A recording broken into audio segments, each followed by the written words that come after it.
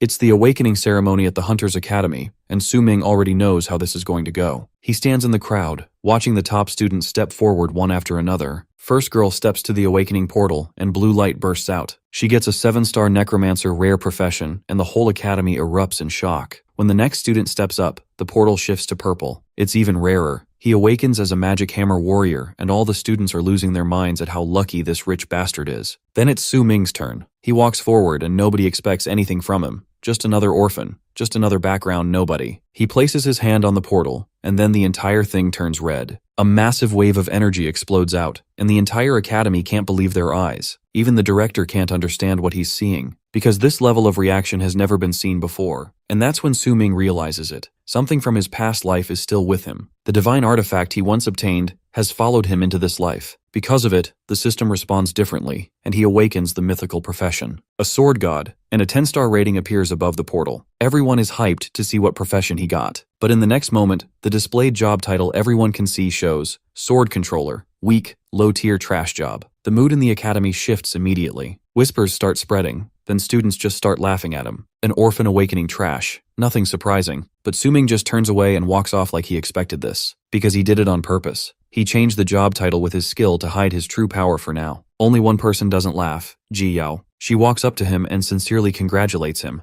like she actually sees something others don't. And for Su-ming, that moment hits differently, because in his past life, she was the only one who ever stood by him, the only one who tried to help him when everyone else betrayed him. Back then, after he solo defeated the final boss, the people he trusted most turned on him. His scumbag best friend and the bitch of a girlfriend he once believed in. Together they betrayed him just to steal divine artifact he had earned. But this time it would be different. Su-ming remembers everything. And in this life, he's not giving them the chance to do it again. He prepares himself for the beginner dungeon trial happening the next day, determined to hunt the most difficult boss to level up quickly. Meanwhile, a darker plot is unfolding in a luxury room where Jiang Tang and Ren Xiaoman are together. Jiang Tang is furious that Su-ming stole his spotlight at the ceremony, but Xiaoman calms him down with a predatory smile. She suggests that they can still use Su-ming's high attributes for their own gain by luring him in and forcing him to work for them. Because he is focused on preparing for the upcoming dungeon, Su-ming heads to a high-end weapon shop where he encounters crowds of students marveling at a blue display case. They are all staring at the Frost Heaven Cold Sword, a weapon touted as a diamond-rank masterpiece capable of freezing a monster's blood. While the others are intimidated by its $1 million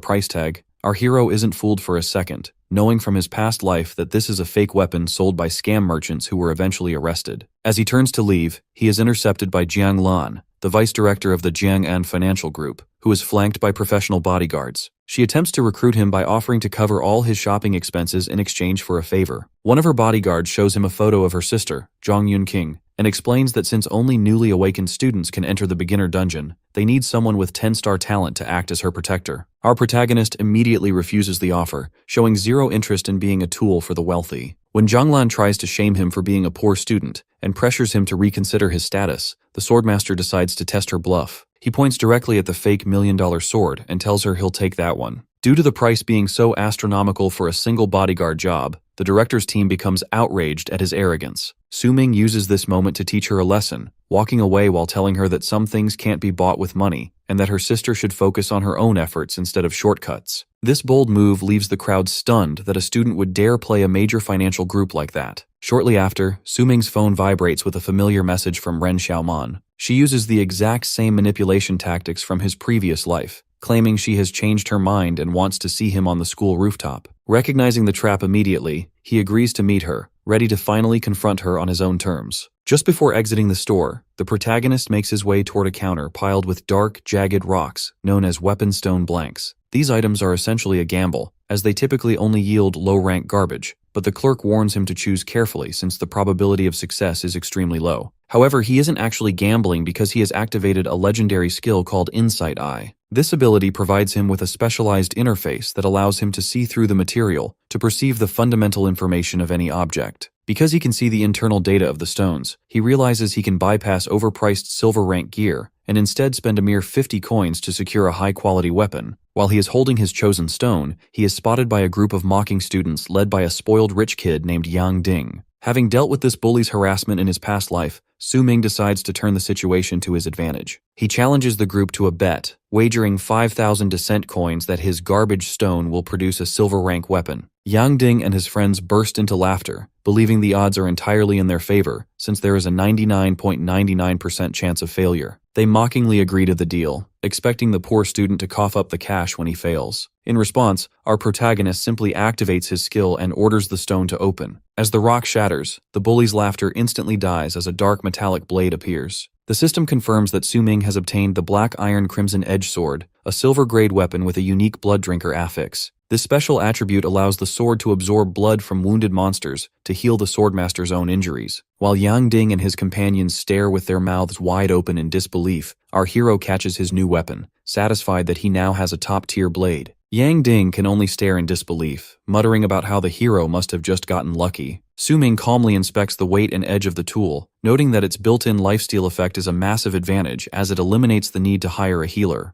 A system notification confirms he has obtained a silver-grade mystical steel sword with a 10-point lifesteal bonus. Yang Ding remains visibly furious and frustrated, but our hero turns the cold blade toward him and demands the 5,000 descent coins from their bet. As the swordmaster walks away, a notification pops up to confirm the funds have been transferred. Although Yang Ding shouts threats after him, the protagonist simply warns him not to bet so casually with people in the future. Nearby, the shop clerk expresses her shock, explaining that no one has successfully pulled a weapon from those stone blanks in years. Because he now has the capital, our boy approaches the counter to purchase a sword sheath for exactly 5,000 coins. The clerk leads him to the display where he secures his new weapon into an ornate silver-grade sheath. This accessory is vital given that it reduces weapon durability consumption by 50%, which is crucial since he lacks the funds for a replacement. While the system prompts him to activate a manifestation function, he declines, intending to upgrade the weapon even further before the next day. Later, as students play basketball under a bright campus sky, our hero reflects on his growth. He realizes that while his sword lord job lacked starting skills, it provided a mythical talent called All Things Ascend. This golden rank power allows him to upgrade the quality of any combat loot once. To test this, he focuses his energy on his blade, triggering a massive surge of power that transforms the steel into a blood-red color. The result is the Mystical Steel Blood Oath Sword, a silver upper-grade weapon that heals the wielder upon contact and provides a temporary 5-point attribute boost after every kill. Satisfied with this lethal upgrade, he activates a hidden manifestation function, confident that the beginner dungeon will now be much easier to conquer. As night falls over the city, Su Ming heads to a high rooftop where Ren Xiaoman is waiting with a casual smile. She complains that he is late, but the hero responds by drawing his sword with a violent motion. The girl flinches in terror, demanding to know what he is doing. Looking at her with murderous intent, our protagonist explains that he has come for revenge. Xiaoman is genuinely bewildered, claiming she only came as she accepted his romantic confession and wanted to date him. She even shows him their old text messages to prove they were a couple. Our hero views her drama with total apathy, noting that those memories belong to a past life. He recalls how, as a lonely orphan, he was easily manipulated by her feigned concern and the care he had longed for since childhood. He realizes now that their intimate interactions and his most precious memories were all part of a lie. He yells at her, exposing the dirty dealings she has with Zhang Tang and accusing them of just using his talent. When Xiaoman tries to maintain her innocent act, he shuts her down by calling her a vain and despicable person.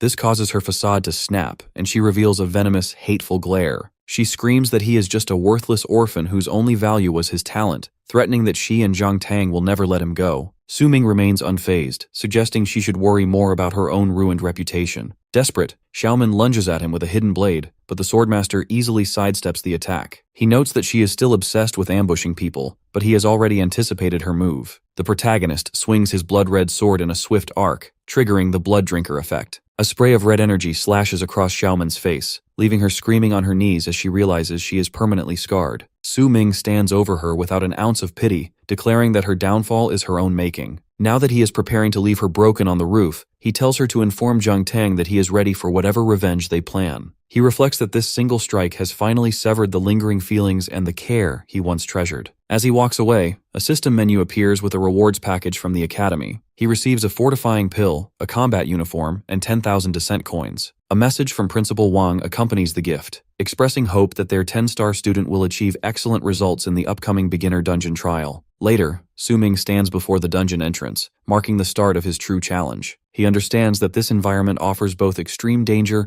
and rare opportunities for those who can survive it. While most warriors aim for standard contribution points by hunting ordinary bosses, our hero knows there is a far more difficult path with much better rewards. Since he is determined to surpass his past life, he decides to ignore the easy route and focus entirely on slaying the ultimate hidden boss. The The setting shifts to the raging forest, an F-grade dungeon filled with blue-tinted foliage and strange creatures. As our protagonist steps through the portal, he notices that the map is completely different from the one he encountered 18 years ago. This is due to the fact the beginner dungeon is randomly generated every year, meaning all spawn points and routes are entirely unpredictable. Despite this change, he remains focused, knowing that the specific monsters inhabiting the woods will also be different this time around. While scouting the area, Su-ming spots a massive elite monster that looks like a gnarled flaming tree. He stays hidden in the shadows as he knows that if this creature's vines lock onto a target, it will drag them into its burning hollow to be roasted alive. To avoid unnecessary trouble, he checks his holographic map and marks a specific landmark. He intentionally rushed to be the first person inside the dungeon so that he could scout the route and collect 3 specific items needed to trigger the hidden boss before the crowds arrive to complicate things. Even though the layout of the forest has shifted, our protagonist is confident because the core strategy for the boss remains the same. As the clock hits 7:30 in the morning, other students begin to filter into the portal. A blue-haired girl and her companion enter nervously, hoping the quiet atmosphere means the area is safe. Unfortunately, the ground begins to rumble, and they spot a terrified student with a spear sprinting toward them for help.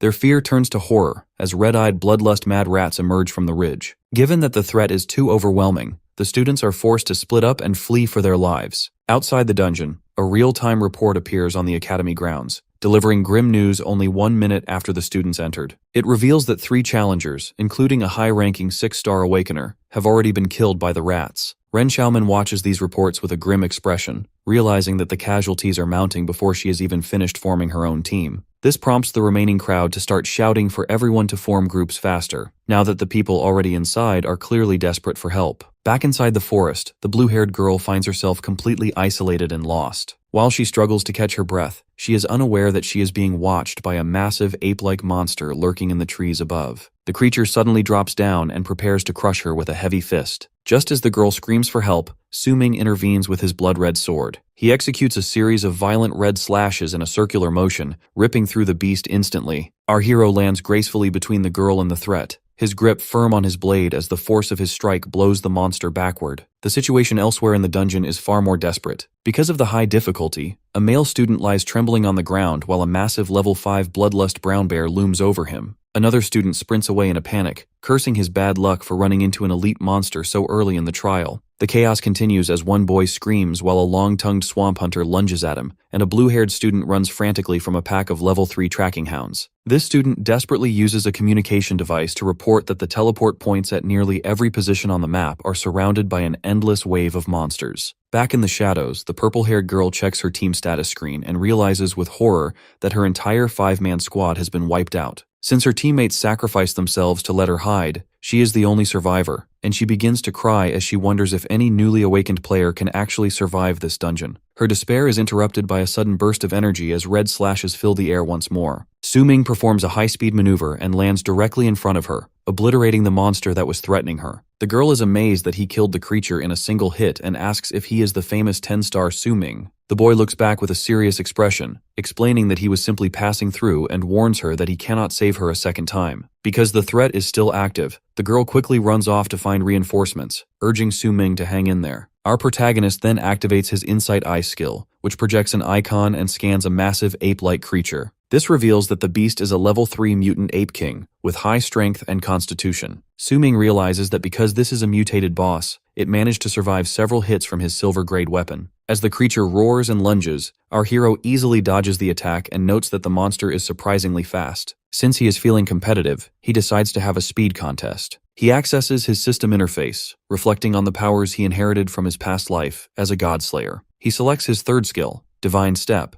which increases his speed by 50% and provides total immunity to all attacks during activation. Surrounded with a vibrant blue aura, the Swordmaster accelerates instantly and vanishes, reappearing right behind the confused beast. Now that the monster is far too slow to keep up, our boy becomes bored with the fight. He decides he is done playing and swings his sword in a massive arc, unleashing a wave of energy that cleaves through the mutant ape king. A notification confirms the kill as the monster dissolves into red particles, and the system rewards the hero with a bronze-grade horizontal/skill scroll. Although it is a low-grade item, he knows it is still useful for a beginner area. Suddenly, an announcement appears in the sky for all players to see, declaring that a level 2 Swordmaster has achieved the first kill of a mutant ape king and earned the title of First Blood. The other students in the dungeon look up in disbelief, shocked that someone has already taken down a mutant boss. As a result of this achievement, every player in the dungeon receives a small healing potion as a reward. The girl holds her potion with relief, knowing she desperately needed to restore her health. Meanwhile, other students debate the identity of the mysterious player. While some are certain it must be the 10-star Su-Ming from the First Academy, others argue it could be a different swordmaster from a neighboring city. Regardless of the rumors, the successful kill provides a surge of hope, proving to the terrified students that they actually have the strength to clear the challenge alive. Meanwhile, Su-Ming realizes that the in-game title system could expose his true strength to everyone. He decides to be careful and use his full concealment skill ahead of time to edit and hide his personal information. He is quite surprised that even though 30 minutes have passed since the dungeon opened, not a single other player has managed to kill a monster yet. As he runs through the forest, he suddenly stops upon noticing movement to his right. Two hungry gray wolves emerge from the foliage, but our hero remains completely calm as he reaches for his sword hilt. He recognizes them as classic starter-level monsters and decides they are the perfect targets to test his new sword technique. The forest air fills with blood as Su-Ming performs a high-speed slash, instantly slicing the wolves apart and earning 80 experience points. This begins a relentless slaughter as the boy leaves a trail of carcasses behind him, eventually eliminating 100 wolves and amassing thousands of experience points. By 9:30 in the morning, he has already reached level 9.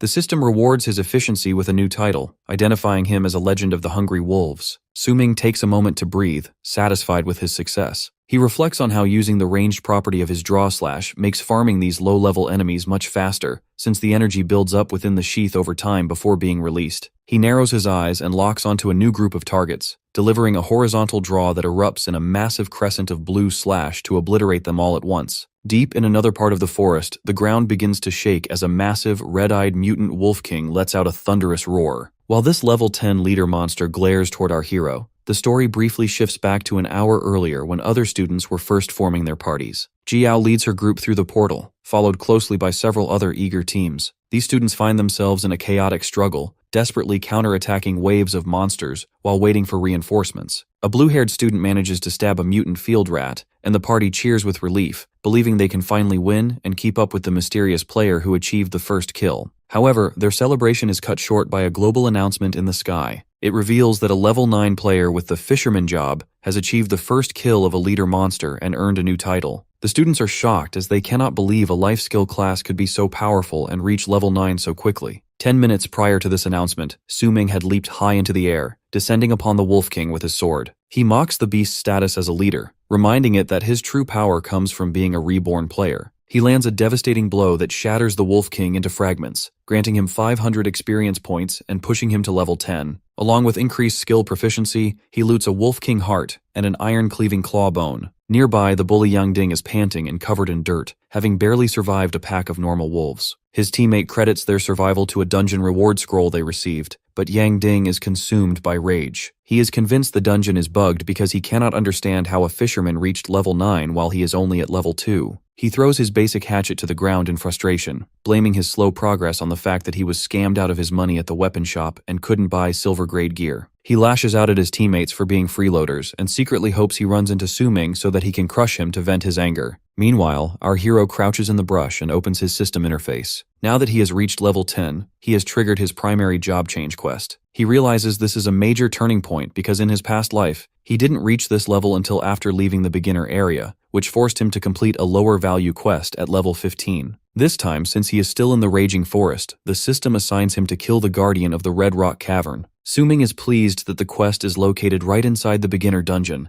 making his path forward much easier. To prepare, he allocates all his new stat points into agility. Due to his agility breaking through the 100 mark, he unlocks a platinum-grade passive skill called Sword Mastery. This powerful ability allows him to equip any sword-type weapon regardless of its level requirements, essentially guaranteeing his success in the upcoming challenge. Back at the First Academy in Xuanjing City, the atmosphere in the command center is thick with tension, as staff monitor the live ranking lists for the beginner dungeon. Large holographic screens display the top performers from various instances, but a major problem emerges when Principal Wang notices a glaring absence in the data. Because he had pinned all his hopes on Su-Ming, he is deeply concerned to see that the 10-star genius isn't even ranked in the top 500. A staff member tries to reassure him by pointing out that a swordmaster did secure a first kill title earlier that morning, which likely belongs to Su-Ming. but this does little to ease the principal's mind. He wonders how a student with perfect innate attributes and a starter gift pack could be struggling this much, assuming that even with poor skills, the boy should have been able to brute force his way into the rankings. The situation takes a turn for the worse when the deputy mayor of the city, and Ranling, bursts into the room in a fit of rage. He demands to know why the school's highly touted prospect is nowhere to be found on the leaderboards, accusing Principal Wang of inflating the boy's strength just to secure more resources for the school. Although the principal tries to explain that the swordmaster job has a notoriously weak early-stage combat power,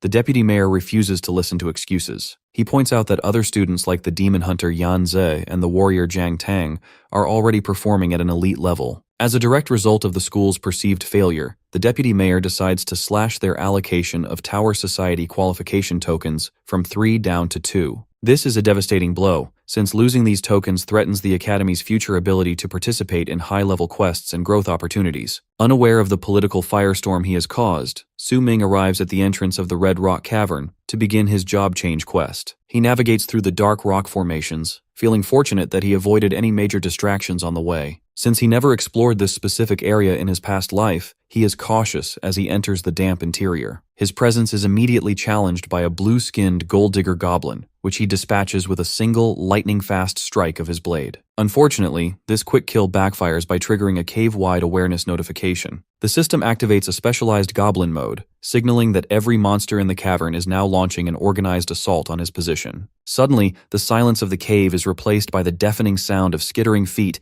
as a massive horde of goblins led by a towering elite commander emerges from the shadows. The system explains that these creatures operate with a greedy and sloppy nature, yet they prove to be surprisingly tactical in their movements. As Su Ming engages the swarm, he begins to worry about his weapon's durability and his limited mana pool. He realizes he cannot rely on his high-speed divine step for a long-term battle, especially when the goblins begin firing volleys of arrows to catch him while he is mid-air and vulnerable. Because he currently lacks a wide variety of early-stage skills, taking this many enemies head-on is a genuine challenge even for a swordmaster of his caliber. To compensate for his lack of resources, the boy decides to switch to a more flexible strategy. He leaps across the cavern walls to stay mobile and lure the horde in, maintaining a dark and confident smile as he prepares to thin out the ranks of his organized attackers. Later, he stands before a snarling pack of goblins and mockingly offers them a small gift. He immediately unleashes a series of rapid, crescent-shaped energy slashes that tear through the monster horde. This energy arcs across the space and shreds the enemies, leaving behind trails of blood as the goblins are completely obliterated in a whirlwind of steel. Because he holds the high ground, Su Ming is able to secure an easy win and bring out the full advantage of his draw slash. Our boy calmly walks across the damp floor. He notes that the cave is now littered with corpses and realizes that only one creature is left standing. He looks toward the massive, slumped body of the elite goblin boss he has just defeated. Meanwhile, outside the cavern in the raging forest, a bald student pushes through the thick grass and points toward the cave entrance. He tells Yang Ding and his group that he heard fighting coming from inside that specific spot while he was scouting. Yang Ding dismisses the claim as a joke, arguing that since the system notes the monsters here are level 7 and above, nobody would dare challenge the place yet. However, the bald student remains nervous because of the battle sounds he heard, and they both stop when they hear footsteps echoing from the dark entrance. As a figure emerges from the mist, the group wonders who would dare farm here, only to realize it is the same brat who beat Yang Ding in the weapon bet. Our hero walks out with his hands in his pockets and ignores the group for a moment while looking at the sky. He has reached level 11 and reflects on how his first job change quest was risky, but turned out fine. Suddenly, Yang Ding lunges forward with a weapon swing, but Su Ming effortlessly sidesteps the attack. This failure causes Yang Ding's face to contort with rage,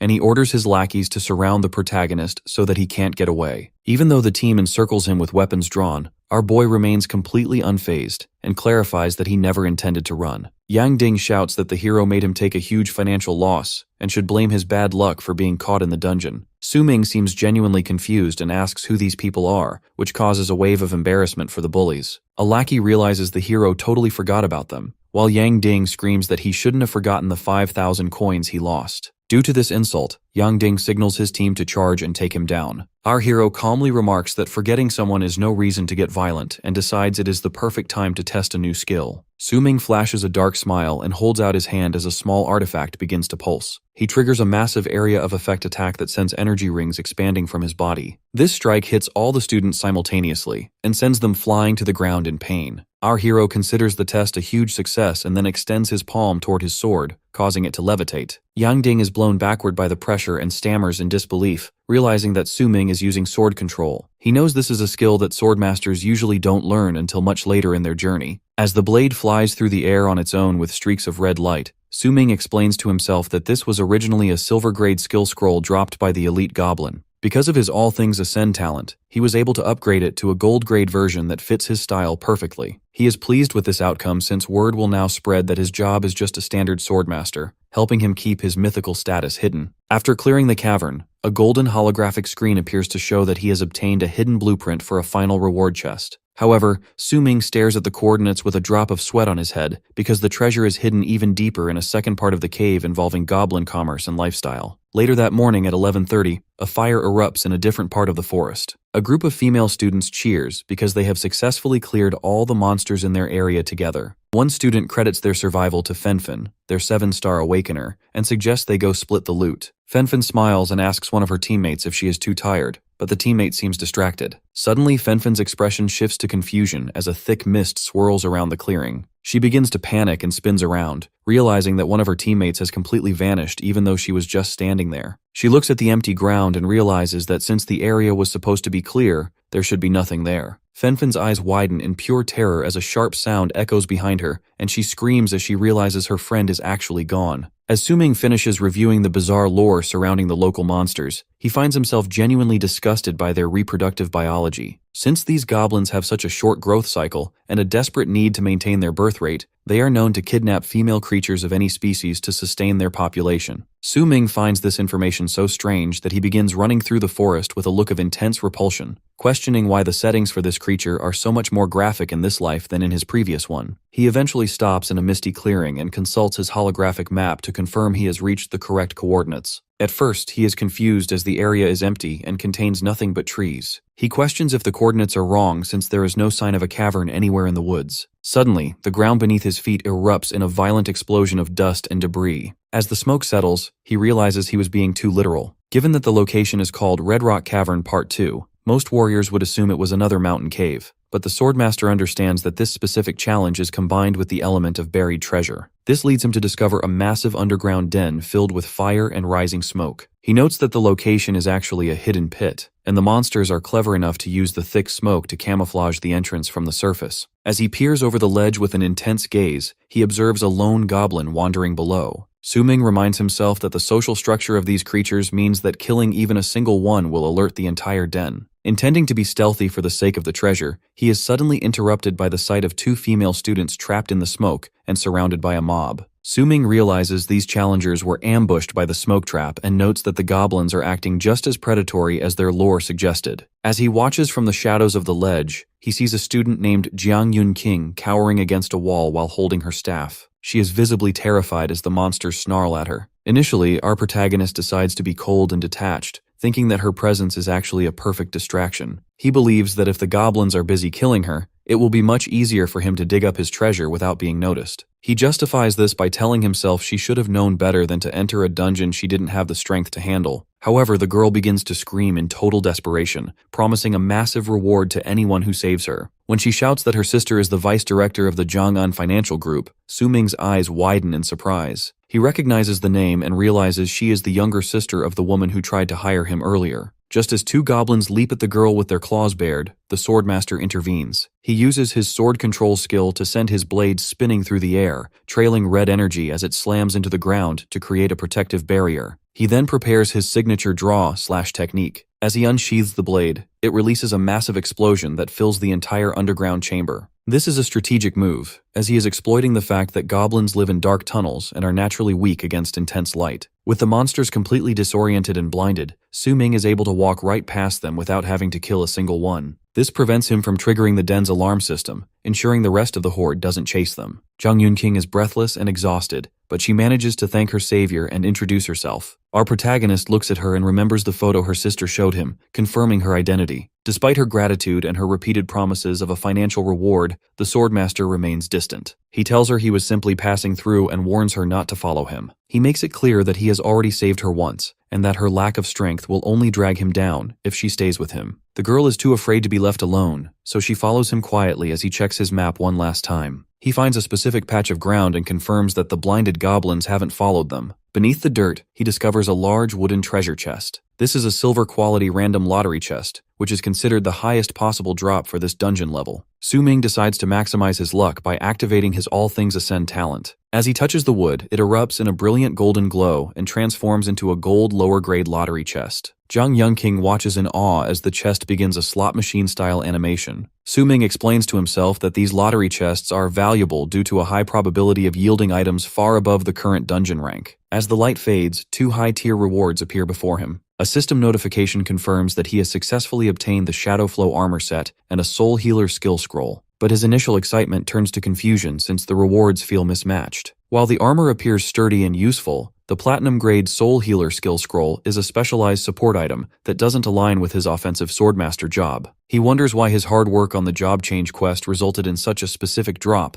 until he notices Jang Yun-king acting shyly nearby. With her revealing that her awakened job is actually a 7-star soul healer, the mystery of the drop is solved. The system immediately registers their proximity and forms a party, appointing Su-ming as the leader. The focus shifts to a violent scene elsewhere in the forest at Naino, where a red-haired student from a rival city is committing a brutal massacre. This savage warrior is working on a dark job change quest that requires him to kill 50 other players. Having already claimed 33 lives, he mockingly declares that the weak have no place in this world and sets his sights on his next target. He corners Ji Yao, who is already exhausted and bruised from the hunt. Her skeleton summon lies shattered on the ground, proving how much she has struggled to stay alive. By 12:30, Ji Yao is barely able to breathe as the shadow of the red-haired killer looms over her. The attacker is actually impressed that she lasted so long, noting that while she has skill, she is still just a student from the Xuanjing Academy, which he considers full of trash. When Ji Yao demands to know why a student from the neighboring Wuyang city would invade their dungeon to kill innocents, the villain explains his cold logic. As his level 10 quest requires 50 player kills, he chose to fly his private jet to their region specifically to target what he perceives as the softest and weakest students. He mocks her defense and shatters her newly summoned skeleton with a single strike of blade. Just as he launches a massive crescent wave to finish her off, a burst of energy intercepts the blow. A group of classmates emerges from the mist to cover Ji Yao's retreat, creating a temporary standoff. At 12 p.m. in the cavern, Su-ming submits his treasure fragments to the system to finalize his own progression. The resulting energy surge triggers his first transition, evolving his job from a standard swordmaster into the legendary sword god. This advancement grants him a massive boost to all attributes and doubles the power, speed, and proficiency gain of his sword techniques through his upgraded mythical talent. Jang Yun-king watches in awe as she successfully learns the Soul Healer scroll our hero provided. The skill, called Soul Boost, is a platinum-tier ability that provides a staggering 200% experience increase for the entire party. Su-ming is shocked by the sheer power of this leveling buff and realizes that Jang Yun-king possesses incredible luck. Given that this skill is so valuable for his own growth, he immediately changes his mind about working alone. He officially agrees to help the girl clear the rest of the beginner dungeon. Jiang Yunqing is thrilled, explaining that the professional mercenaries her sister hired were all killed earlier, but she feels safe knowing Su-ming was able to solo the Goblin Den. Although he usually dislikes wealthy students who use money to buy shortcuts, he accepts the situation for the sake of the massive experience boost as they prepare to hunt the hidden boss together. Suddenly he notices a message on his interface. Since the sender is Ji Yao, he is immediately intrigued. This curiosity is sharply interrupted by a shift to a nearby scene of absolute carnage. A red-haired warrior named Li Chengguang is currently brutalizing a group of students, using his massive physical strength to slam a victim into the earth. An emerald strike of energy suddenly descends from the sky like a spear, identified as a demon-sealing arrow. This attack causes a massive shockwave upon impact, but it fails to stop the attacker. Since Li Chengguang is so powerful, he breaks through the skill with a single strike, leaving the archer Yan Zhe in a state of shock. When another student attempts to run toward the red-haired monster, the attacker responds with a crimson blade flying thrust. The blade sinks into the student's head, leaving him screaming in agony. As the smoke clears, Yanzi and Ji Yao stand together amidst a field of their fallen teammates. They realize they are facing a level of strength far beyond a normal student. Since Yanzi did his research before entering the dungeon, he identifies their opponent as the genius from the neighboring Wuyang city. This is Li Chengguang, a hidden job blade berserker with a perfect 10-star innate talent. The villain looks at the surviving duo with total contempt, noting that he still needs 15 more kills to reach the 50 required for his quest. Yanza is in a desperate situation as his mana is nearly empty and he can no longer summon undead to create distance. When he asks if backup is coming, Ji Yao looks at him with eyes full of sadness and confirms that they are truly alone. Li Chengguang narrows his eyes with murderous intent and decides to eliminate the annoying archer first. As he lunges forward, Ji Yao bravely leaps into his path and raises her staff to block the blow. Even though she is being pushed back by his overwhelming power, she screams for Yanzi to run.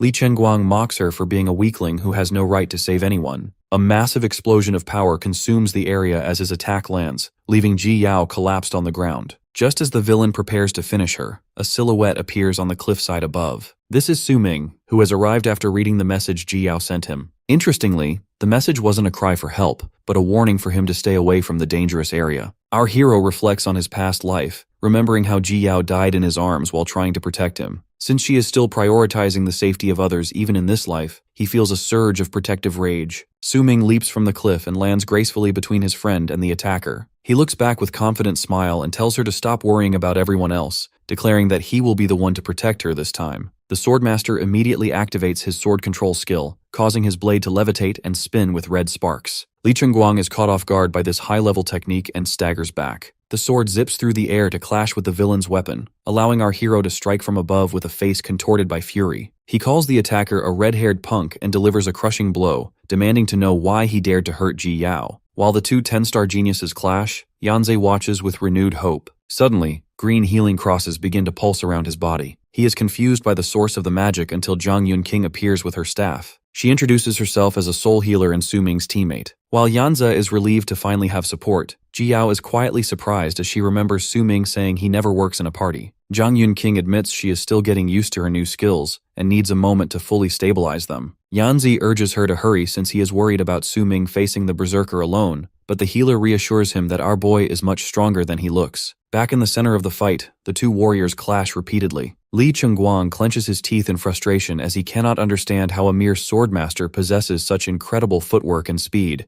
given that Su Ming continues to dodge his heavy strikes effortlessly. Li Chengguang openly acknowledges that he is impressed to find a fellow 10-star awakener in such a place. The crimson-haired warrior introduces himself as the elite blade berserker from Wuyang City and challenges Su Ming to a duel to prove which academy truly produces the stronger fighter. Our guy remains remarkably steady since he recognizes the name of his opponent. He recalls that this man was a major power player in his past life, yet he finds it interesting that they are crossing paths so much earlier this time around. He lunges forward to meet the challenge, declaring that they should let their weapons decide the winner. A violent energy erupts as their blades collide, sending sparks flying through the air. During the struggle, Li Chengguang executes a flying thrust that releases a red energy projectile. Su Ming initially wonders why the berserker would intentionally leave an opening for a flying blade, but he quickly realizes it was a trap. The energy from the strike transforms into bands that lock the hero in place, leaving him momentarily immobilized. Li Chengguang laughs and orders him to die as he sends a blade whistling toward the protagonist's head. Since he is a veteran of 1,000 battles, Su Ming doesn't panic. He activates his sword control skill, causing his weapon to spin at a high frequency to deflect the incoming threat. This creates a massive explosion of energy that shatters the surrounding ground and blows the smoke outward, effectively canceling the immobilization effect. He tells the villain that it is now his turn as he summons his sword back into his hand. Since Li Chengguang is currently weaponless after his throw, the swordmaster delivers a swift slash across his chest that draws blood and leaves the berserker wincing in agony. Li Chengguang tries to regain the advantage by pointing out that our boy has also released his grip on his sword to use the flying technique. However, Su Ming responds by activating his divine step. He moves with such incredible speed, performing a chaotic shadow strike that leaves his opponent unable to track his movements. The swordmaster reappears behind the villain and catches his returning blade, casually noting that he has his weapon back just in time. As this happens, Zhang Yunqing confirms that the healing for the rest of the group is complete. Yanza rush into the clearing to assist, but they stop mid-sentence in total shock. As the smoke has cleared, they see the legendary 10-star student standing tall while the fearsome Li Chengguang is forced to his knees. Ji Yao and Yanza can only gape with starry-eyed admiration, amazed that Su Ming finished off such a dangerous opponent in the short time it took them to recover. Unfortunately, the victory is short-lived. Zhang Yunqing spots a shadow moving in the smoke and screams a warning. Li Chengguang lunges forward with a jagged blade, claiming he has found an opening while the hero was distracted. Our boy appears to be struck and begins to fall, which causes Ji Yao to scream in terror. The villain roars and unleashes his ultimate technique, known as the Rain of Blades. Countless red swords fall from the sky like a storm, skewering the earth and creating a lethal blade formation. Li Chengguang laughs maniacally at the destruction he has caused, but Ji Yao refuses to give up. She tries to sprint into the danger zone to save her friend, forcing Yanze to physically hold her back. He warns her that rushing into the formation is suicide, but she yells in desperation, willing to sacrifice her life if it means protecting her savior. Just as the chaos reaches a peak, a calm voice echoes from the center of the destruction. Su-ming tells Ji Yao to listen to her teammate and stay away. Since he is still standing and composed, Ji Yao looks on in surprise, realizing her hero is far from defeated. Li Chengguang unleashes a brutal barrage on Su-ming, seemingly mangling him in a spray of blood. However, his shock grows as the wounded figure dissolves into energy, revealing itself as a mere decoy. Following a voice from behind, the sweating villain looks up to find the real swordmaster standing unharmed on a nearby cliff. Our boy moves in front of his opponent and casually sheathes his weapon. He notes that the berserker finally noticed the trick, pointing out that his enemy never imagined a standard swordmaster would possess such a high-level ability. A system interface reveals that Su-ming is equipped with the Shadow Blade set, a platinum-tier collection. As he has all 5 pieces active, he can use the Shadow Clone set skill while gaining additional dark attribute damage on all his attacks. Li Chengguang staggers back in disbelief since collectible gear sets are not supposed to exist within a beginner dungeon. He concludes that the only way Su-ming could have this power is by having already completed a major milestone. The protagonist confirms this suspicion, declaring that he finished his primary job change quest long ago. This revelation causes the villain to grind his teeth in fury, realizing he has been completely outclassed and beaten to the goal. Our hero lunges forward and delivers a barrage of sword slashes, treating the once feared genius as nothing more than prey. In a desperate move, Li Chengguang reaches for a blue diamond-shaped object amidst the chaos. Suddenly, a massive yellow light erupts from the ground and consumes the area, forcing Su-ming to shield his eyes from the glare. Yanzu and the others watch with their mouths open as the light carries the villain away. Yanze explains to the confused girls that the attacker used a life-saving accessory to force an emergency exit from the dungeon. Since these items cost tens of thousands of coins and cannot be found inside the trial, Su-ming realizes the neighboring city spent a fortune to protect their prize student. The scene shifts to the Academy Command Center where Principal Wang and a staff member monitor the real-time data.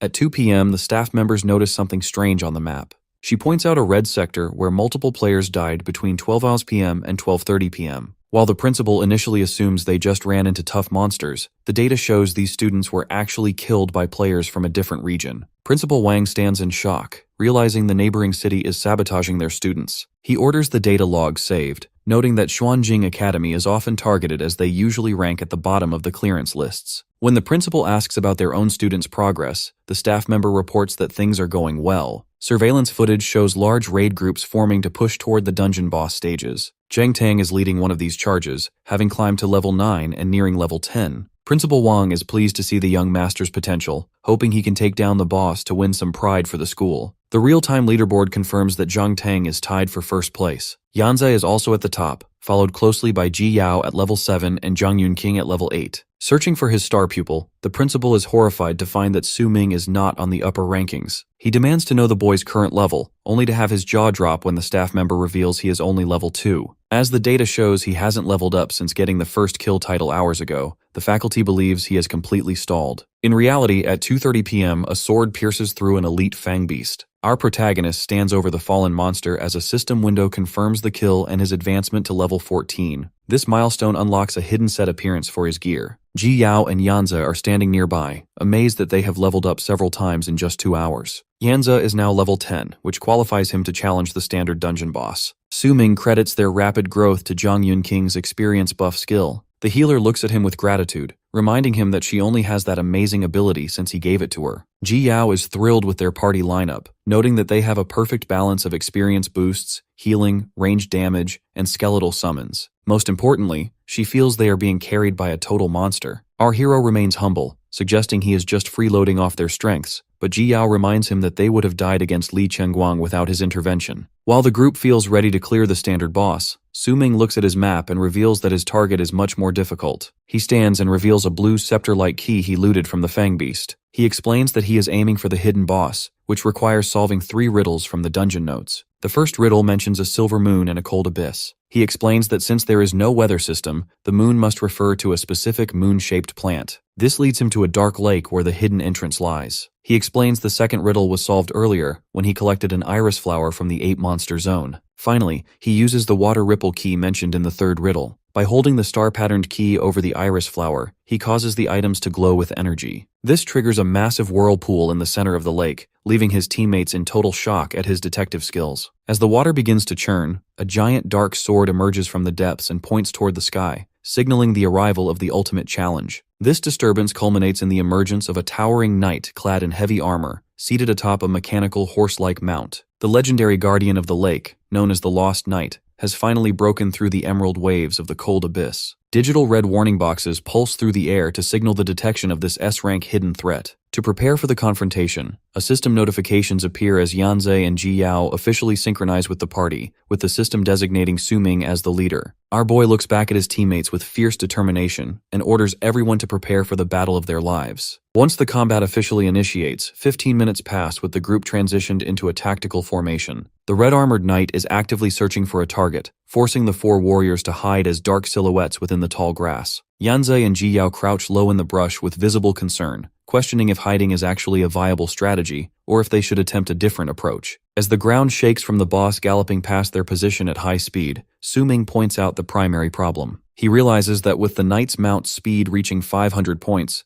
their combined agility isn't even half of what is required to catch him. This overwhelming power is put on full display when the perspective shifts to a group of ordinary students nearby who are screaming in terror. They are caught off guard by a level 19 hidden boss appearing in a beginner area and are instantly cut down by the knight's flashing blade. From the safety of the trees, Su Ming and his team observe this carnage. Zhang Yunqing notes that since they are the ones who summoned this monster, they have a responsibility to act quickly. Ji Yo reports that she has successfully followed orders by using all her mana potions to set up a series of delayed traps, prompting our hero to signal Yanze and Yunqing to begin the next phase of the plan. While staring into the distance, the protagonist reflects on the rarity of this moment. In his past life, he never challenged this specific hidden boss because most awakeners are too afraid to risk such a fight so early in their journey. He understands that since so few people ever decode the riddles, the knight's true form and its massive speed stat remained a secret to almost everyone. To kill this monster, he realizes they must first knock it off its horse to negate its mobility advantage. The execution begins as Yanzi draws back a green bowstring and unleashes a barrage of energy arrows in a multi-shot hunt. Although the arrows impact all around the Lost Knight and create green explosions, they simply bounce off the boss's level 5 heavy armor. This attack is actually a feint to switch the Guardian's aggression. Once the boss looks toward the cliff, Yanzi confirms he has pulled the target's attention, allowing Zhang Yunqing to cast a spell that creates a thick cloud of fire and smoke. Our hero explains the logic of this strategy, noting that the first step involves Yanzi pulling the boss toward them, while the second step uses Yunqing's smokescreen to blind the rider. He finds it clever that they are using a trick learned from the Goblin Den to hide the trail entrance. As the Lost Knight rides blindly into the smog, the ground beneath him erupts. Dozens of skeletal hands burst from the earth to grab the mechanical horse's legs, pinning it in place with a massive skeleton horde. A purple magical seal expands on the ground to activate the delayed trap, which Ji Yao explains is a technique where basic summoning skills are stacked together. To further secure the kill, Zhang Yunqing raises her staff to cast a soul drain, which slows the knight's movements with blue energy. Su Ming watches the success of these combined steps from above, acknowledging that without the teamwork of his allies to lock the boss down, he might not have been able to farm such a high-level enemy. With the knight finally immobilized, Su Ming descends from the ledge and grabs the boss from behind with all his might to force the rider off his mount. Due to this sudden impact, the red-armored knight loses his balance and is thrown from the saddle while the horse is pushed back. As the dust settles and the knight lies on the ground,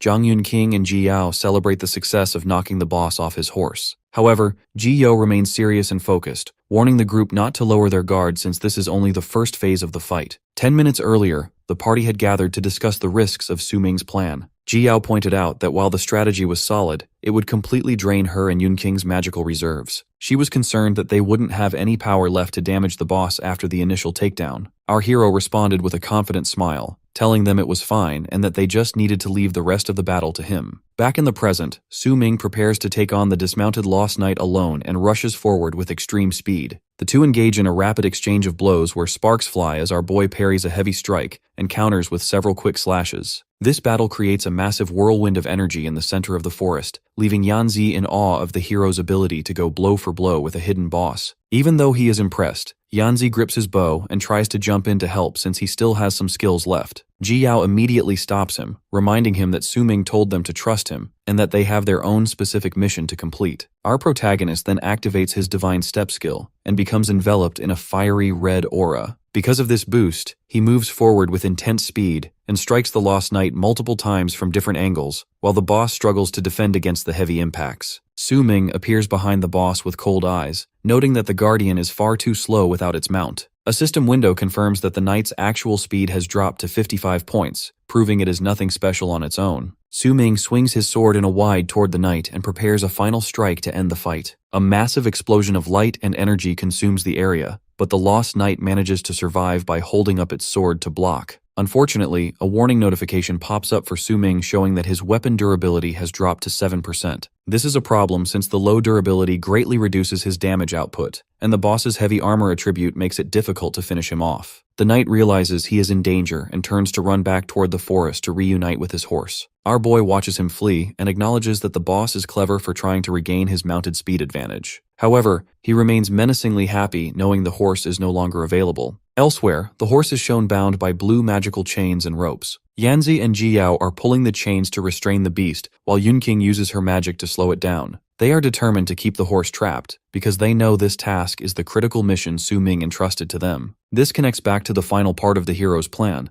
where he explained that while he handled the boss, his allies had the vital job of ensuring the rider could never get back on his mount. Suming initiates the battle with a powerful draw slash, forcing the heavily armored Lost Knight to defend itself. Because of the scale of the attack, the boss responds with a water-based energy eruption that shatters the surrounding ground. The Swordmaster manages to stay safe by weaving through the debris, taking note of the monster's high-level skills while maintaining a low stance for his next move. Looking up at the towering knight, our boy begins to channel a red energy arc around his body. He utilizes his sword control skill to send his weapon flying through the air, delivering a series of high-speed impacts against the boss. While the hero maintains intense focus on manipulating his blade, a system warning appears to show that his weapon durability has plummeted to a critical 3%. He continues to leap through the air and clash with the armored knight, but he realizes he cannot afford to waste any more of his weapon's remaining life. Luckily, he notices red runes and cracks spreading across the knight's chest plate, signaling that the heavy armor is on the verge of breaking. He continues with multiple sword slashes. The Lost Knight lunges forward in response, as it drives its blade through the hero's chest. Blood sprays across the silver armor, and the knight looms over the wounded warrior. However, the image of the hero dissolves, revealing it was only a decoy. The real Suming appears from behind, remarking that the trick is just as effective against monsters as it is against human players. Standing in the blue mist, the boy radiates an aura as his full equipment set activates. He offers a confident smile, clearly satisfied with the power boost provided by his gear. He uses his sword control once more to send his blade zipping through the air, causing slashes. This relentless pressure causes the knight's heavy armor to finally shatter into fragments. As Suming leaps high into the air to finish the job, his current sword completely shatters because its durability is fully depleted. This doesn't slow him down, as he reaches to draw out a sleek, dark energy shadow blade. He holds the new weapon with a smile, knowing the fight is over. By 3:30 in the afternoon, the scene shifts to the communications room at Xuanjing Academy.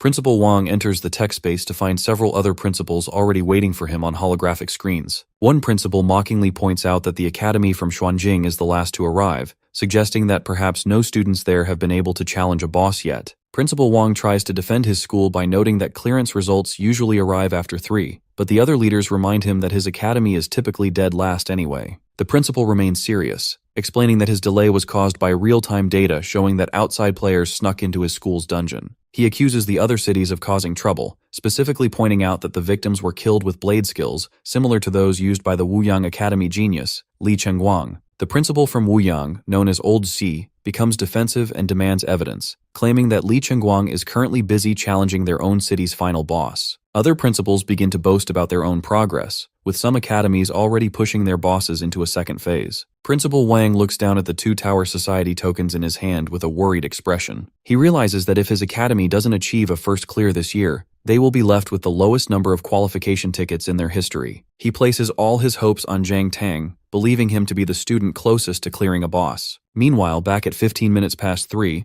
Zhang Tang is shown in the forest desperately ordering his teammates to charge. He screams for them to use all their mana to kill the final boss, a massive one-horned beast man named Shinba. Unfortunately, the level 15 monster proves to be too powerful, striking down students with bloody punches. As the other students cry out in terror that they are no match for the beast, a bruised and exhausted Jiang Tang refuses to give up, obsessed with claiming the dungeon reward for himself. He suddenly receives a message from the scarred Ren Xiaoman pleads for revenge, sending Jiang Tang into a disheveled fury. Vowing to avenge her by seizing the dungeon's final reward, he lunges at the beastman Shinba with his mace raised high. Unfortunately for him, the monster suddenly vanishes into the night before the blow can land. This causes the surrounding students to freeze in confusion while the forest is bathed in a strange blue digital glow. Jiang Tang stops his assault and looks up in disbelief since digital grids and particles are filling the air to signal a massive system event. An announcement banner appears in the dark sky for every player to see, declaring that the hidden boss has been defeated. The system congratulates the victorious party for slaying the lost knight and instructs all players to prepare for their return home. Back at the lake bed, Su Ming stands over the dissolving remains of the knight with a calm smile. He observes that the battle is finally over while his teammates watch him from a distance in total shock. Ji Yao is filled with a sense of relief and awe as she realizes that Su Ming has successfully achieved the impossible by soloing the hidden boss. The scene shifts to the Academy Command Center where Principal Wang and others stare at a blindingly display. On side screens, the principals from other cities are equally stunned and begin arguing that the victory must belong to their own elite students like Li Chengguang. However, Principal Wang's eyes widen behind his glasses as a notification reveals that the winning school is actually Xuanjing Academy. Outside the dungeon, a total frenzy erupts among the students who are stunned to learn that a hidden boss even existed. They wonder which legendary team could have pulled off such a feat, assuming it must have been Jiang Tang's group. Meanwhile, our hero stares at his own results screen as an experience bar confirms he has reached level 16. Jia runs up with excitement because her own level, along with the rest of the party, has jumped up by 2 stages. Su Ming turns to face his exhausted but happy friends and suggests they split the loot before the exit portal opens. Interestingly, Yanze and Zhang Yunqing both protest, claiming they don't need any rewards since they are just happy to be alive and leveled up. Yanze explains that from being saved from Li Chenggang's blade to watching the hero solve the hidden secret, he feels he didn't contribute enough to justify taking any treasure. The protagonist ignores these protests and taps his interface to distribute the loot. He presents a holographic spirit-suppressing decay bow to a stunned Yanze, followed by a white heart-soul necklace for Zhang Yunqing and a glowing item for Ji Yao. Both girls look at the equipment with wide eyes as our boy offers a warm smile. He explains that since the boss dropped exclusive rewards tailored to each of their specific jobs, it proves that the dungeon itself acknowledges their contribution. He encourages them by stating that without their help,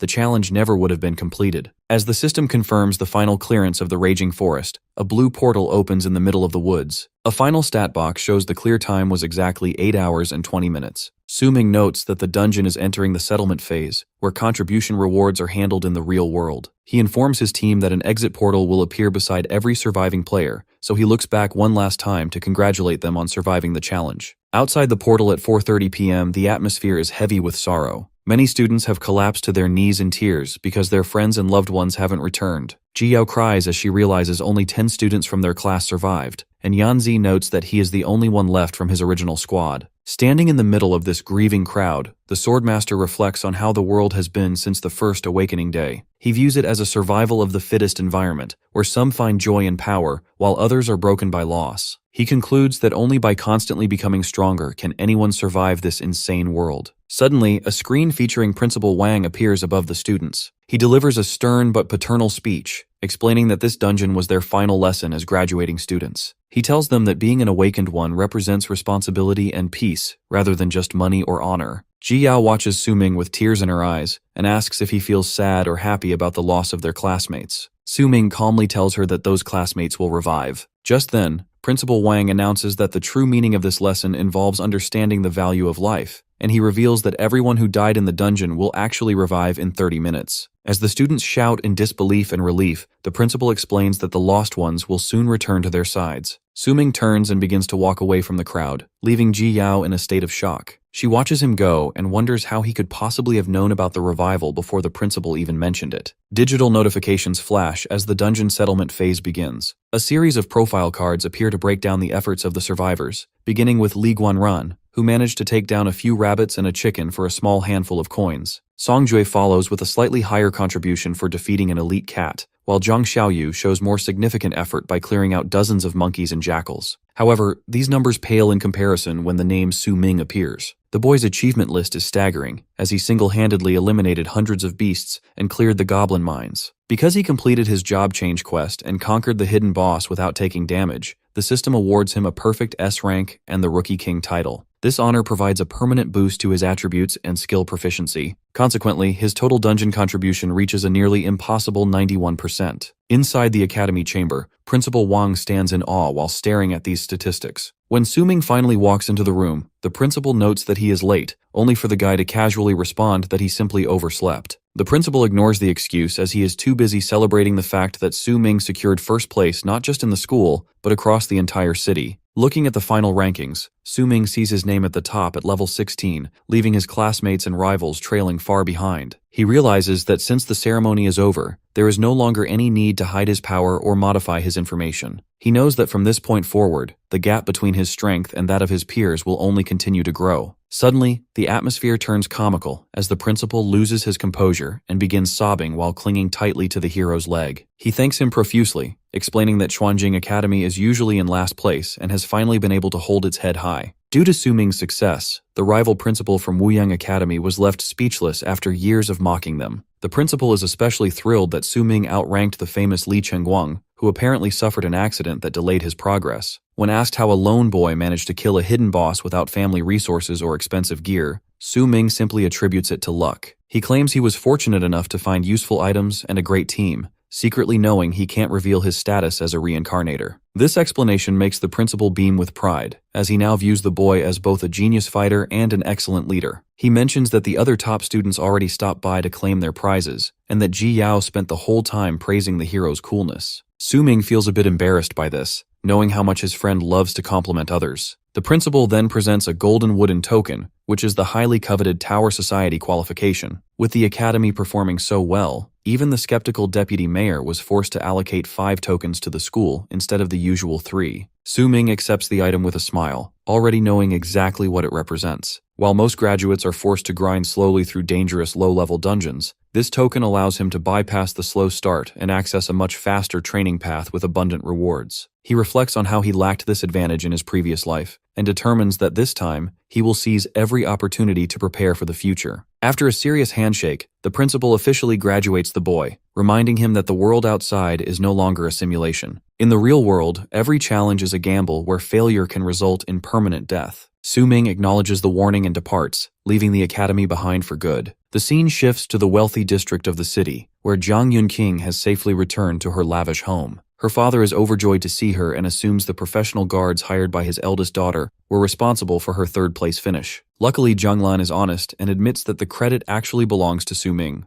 Yunqing explains that the original guards were wiped out by a trap, and that she would have failed if the hero hadn't appeared to carry her through the dungeon. She describes him as an incredibly skilled challenger who gave her top-tier equipment and skills. Zhanglan realizes that this is the same student who refused her money at the weapon shop, and she notes that fate is strange for bringing them together anyway. Seeing how highly both daughters think of the boy, the father decides they must eventually find a way to properly thank him for his help. He instructs his eldest, Zhanglan, to find the boy's contact information while he arranges for a professional chef to prepare a celebratory feast. However, the joyful atmosphere shifts instantly when the chairman receives an urgent phone call. He initially tries to cancel his upcoming appointments to focus on his family, but he is forced to stop in his tracks as his staff delivers a shocking report. It turns out that over the past 2 days, a series of assassins have been targeting their people, and the evidence points directly to the rival Zhang family as the masterminds behind the hits. 2 days later, the focus shifts to Su Ming as he prepares for the next stage of his journey. Ji Yao calls him on his smartphone to remind him of their scheduled departure for the Tower Realm, sounding worried that he might try to head off on another solo mission. He offers a slight smile and reassures her that he has spent the last 48 hours gathering everything he needs and will meet the group shortly. This transition to the Tower Society is made possible by the golden token Su Ming received from Principal Wang. As the boy recalls his briefing, he remembers that the token acts as a key to summon a personal transport portal that is exclusive to qualified individuals. Standing outdoors, he raises the golden artifact and triggers the identification process. With the system recognizing his status,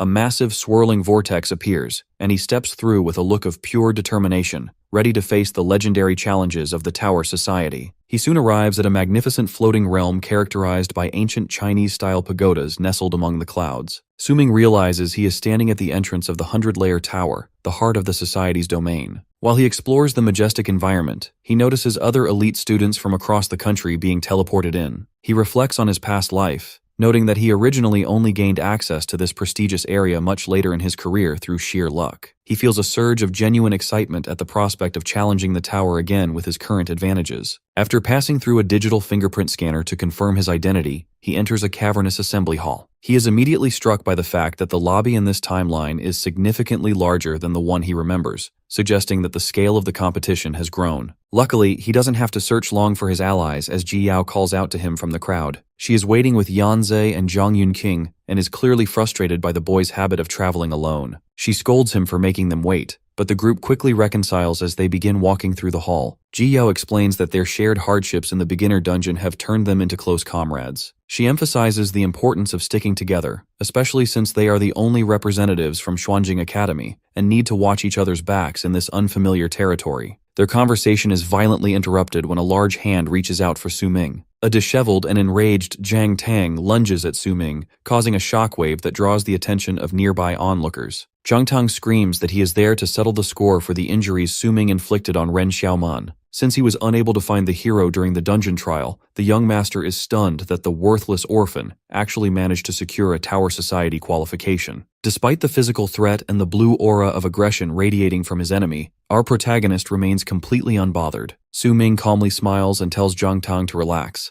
noting that their personal grievances cannot be settled in this specific location. Just as Zhang Tang prepares to strike again, a massive bolt of lightning strikes him down. A system announcement warns that combat and disruptive behavior are strictly forbidden within the society's grounds. As Zhang Tang lies on the ground recovering from the shock, our boy looks down on him and suggests they settle their business properly after the tower event ends. Yanze realizes that even though no officials are visible, the entire assembly is being monitored by powerful observers from above. As medical staff arrive to haul the defeated Zhang Tang away, Su-ming signals for his team to follow him toward the back of the hall. Ji Yao is confused and asks why they aren't joining the long queues to read the official challenge guides. Su-ming explains that those guides are only for beginners who don't know the layout of the system. He leads them to a row of empty seats and tells them that the real secret to starting the process lies there. Although Ji Yao is skeptical since this is technically his first time at the academy, she follows his lead and sits down. As a result of following his instructions to wait quietly, the group is amazed when the Tower Society's specialized selection interface suddenly materializes directly in front of them. A digital screen appears to life, officially welcoming the new challengers to the 100-layer tower entry trial. Because this is a floor-climbing gauntlet, Su-ming realizes his performance here will directly determine his future ranking and entry tier within the society. Ji Yao and Zhang Yunqing quickly follow his lead, taking their seats in the chairs as their own holographic interfaces materialize. The Swordmaster explains that while reaching high floors is the primary goal, the ranking system is actually much more complex. If challengers reach the same floor, their standing is decided by how quickly they finished and how difficult their chosen route was. This is why Su-ming is so focused on the timing. He knows they can gain a massive head start by acting now. He teaches his friends that the ceremonies they see around them are actually a secret test of observation and initiative. Those who wait for the official guides will always be a step behind, while the society rewards those who can seize the moment. With the challenge about to begin, Su-ming asks his teammates if they plan to party up again like they did in the Raging Forest. While Zhang Yunqing is eager to stay by his side for safety, Yanze surprises everyone by refusing. He argues that they relied on Su-ming far too much in the beginner dungeon and essentially freeloaded their way to high levels. Because he wants to truly train and get stronger, the archer decides he must walk his own path. Ji Yao agrees, suggesting that the three of them should form a party without Su-ming to ensure they face a proper trial. Despite her initial nerves, Zhang Yunqing eventually finds her resolve and joins them, determined to prove her own worth. Once the party layout is finalized, the system registers Su-ming as a solo challenger while the others enter as a trio. In another part of the hall, the red-haired rival Li Chengguang watches the hero with intense interest, noting that their score has yet to be settled. After a final exchange of well wishes, the Swordmaster is converted into blue energy and launches toward the tower, becoming the very first person to enter the challenge. Su-ming lands in a vast, checkered arena, ready to face what he expects to be easy pickings.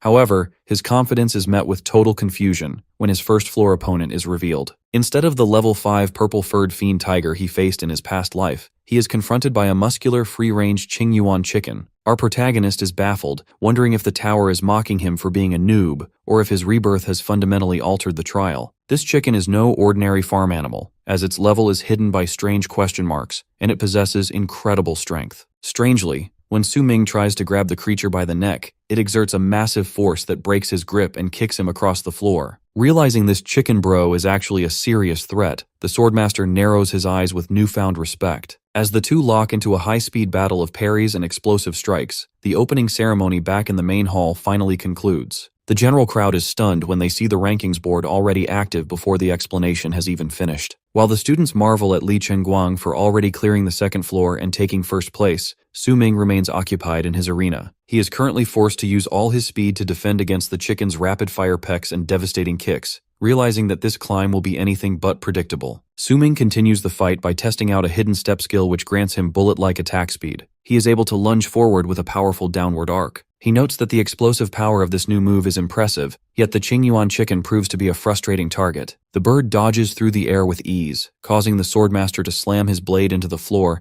and create nothing but a shockwave of debris. As our hero engages in a high-speed clash with the creature, a collision of energy fills the area. He feels the strain of the encounter and realizes that his go-to techniques like draw, slash, and sword control are not effective in this specific situation. Since the relentless assault is dragging on, he worries that the time advantage he gained by entering the tower first is rapidly disappearing. To find a breakthrough, the swordmaster decides to deploy a legendary skill he obtained from the beginner dungeon's hidden boss. He lunges through the dark space and strikes the ground, triggering a massive attack. He waits for the perfect moment when the bird is forced to descend and activates the sword tomb technique. By plunging his sword into the tiles, he pulses red energy from the hilt to summon a blade from beneath the target. Unfortunately, as the smoke clears, the chicken appears completely unharmed and begins flapping its wings. Su Ming looks on in disbelief, frustrated that his most powerful area of effect attack failed to land. He begins to suspect that this opponent is far too strong for the first floor until a blue phantom of a chicken looms over the entire arena. As the real bird dives at him with its beak open, Su Ming has a sudden realization. Instead of relying on raw power, he performs a specialized maneuver called a drawline. He pins the chicken using a specific grip known as the chicken immobilization technique. A blinding light erupts as he successfully holds the bird, leaving it motionless and defeated. Our hero stands tall as the energy particles drift around him, noting that the creature was actually just an ordinary bird after all. The system provides a knowledge update explaining that he utilized tonic immobility, a stress-induced freezing instinct common in chickens. A notification confirms that Su Ming has cleared the first floor. He reflects on the fact that the tower was testing his intelligence, rather than just his strength, which makes this life's challenge much more interesting to him. He checks the leaderboard and notices that his rival, Li Chengguang, has already appeared and taken the top spot. While other challengers are beginning their climb, Su Ming realizes his head start is officially over. Rather than being discouraged, he is determined to reclaim first place in this tower climbing speed race as he walks to advance to the next level. The scene shifts back to the Academy Hall where an announcer finally explains the rules of the challenge. She reveals that the seats on both sides of the hall are the actual self-login points for the tower. Given the students were distracted by the long and boring opening ceremony, they are only now realizing they could have started the climb much earlier. A wave of panic hits the crowd as students frantically dash to find a seat, feeling like they were played by the ceremony's timing. One male student watches the rankings update in real time with sweat on his face. He sees that Li Chengguang has already cleared the 6th floor and realizes the Blade Berserker must have figured out the secret of the chairs immediately. As the rankings refresh, a party led by Ji Yao appears in 3rd place, having cleared the 4th floor. The student is shocked to see how many people discovered the login points. Finally, he spots a new entry at the bottom of the list with the ID 01. This belongs to the very first person who logged in, using the name God Slayer, who has also reached the 4th floor. The student is left speechless by the rapid progress of these elite challengers. The current ranking list shows the challenger with ID 01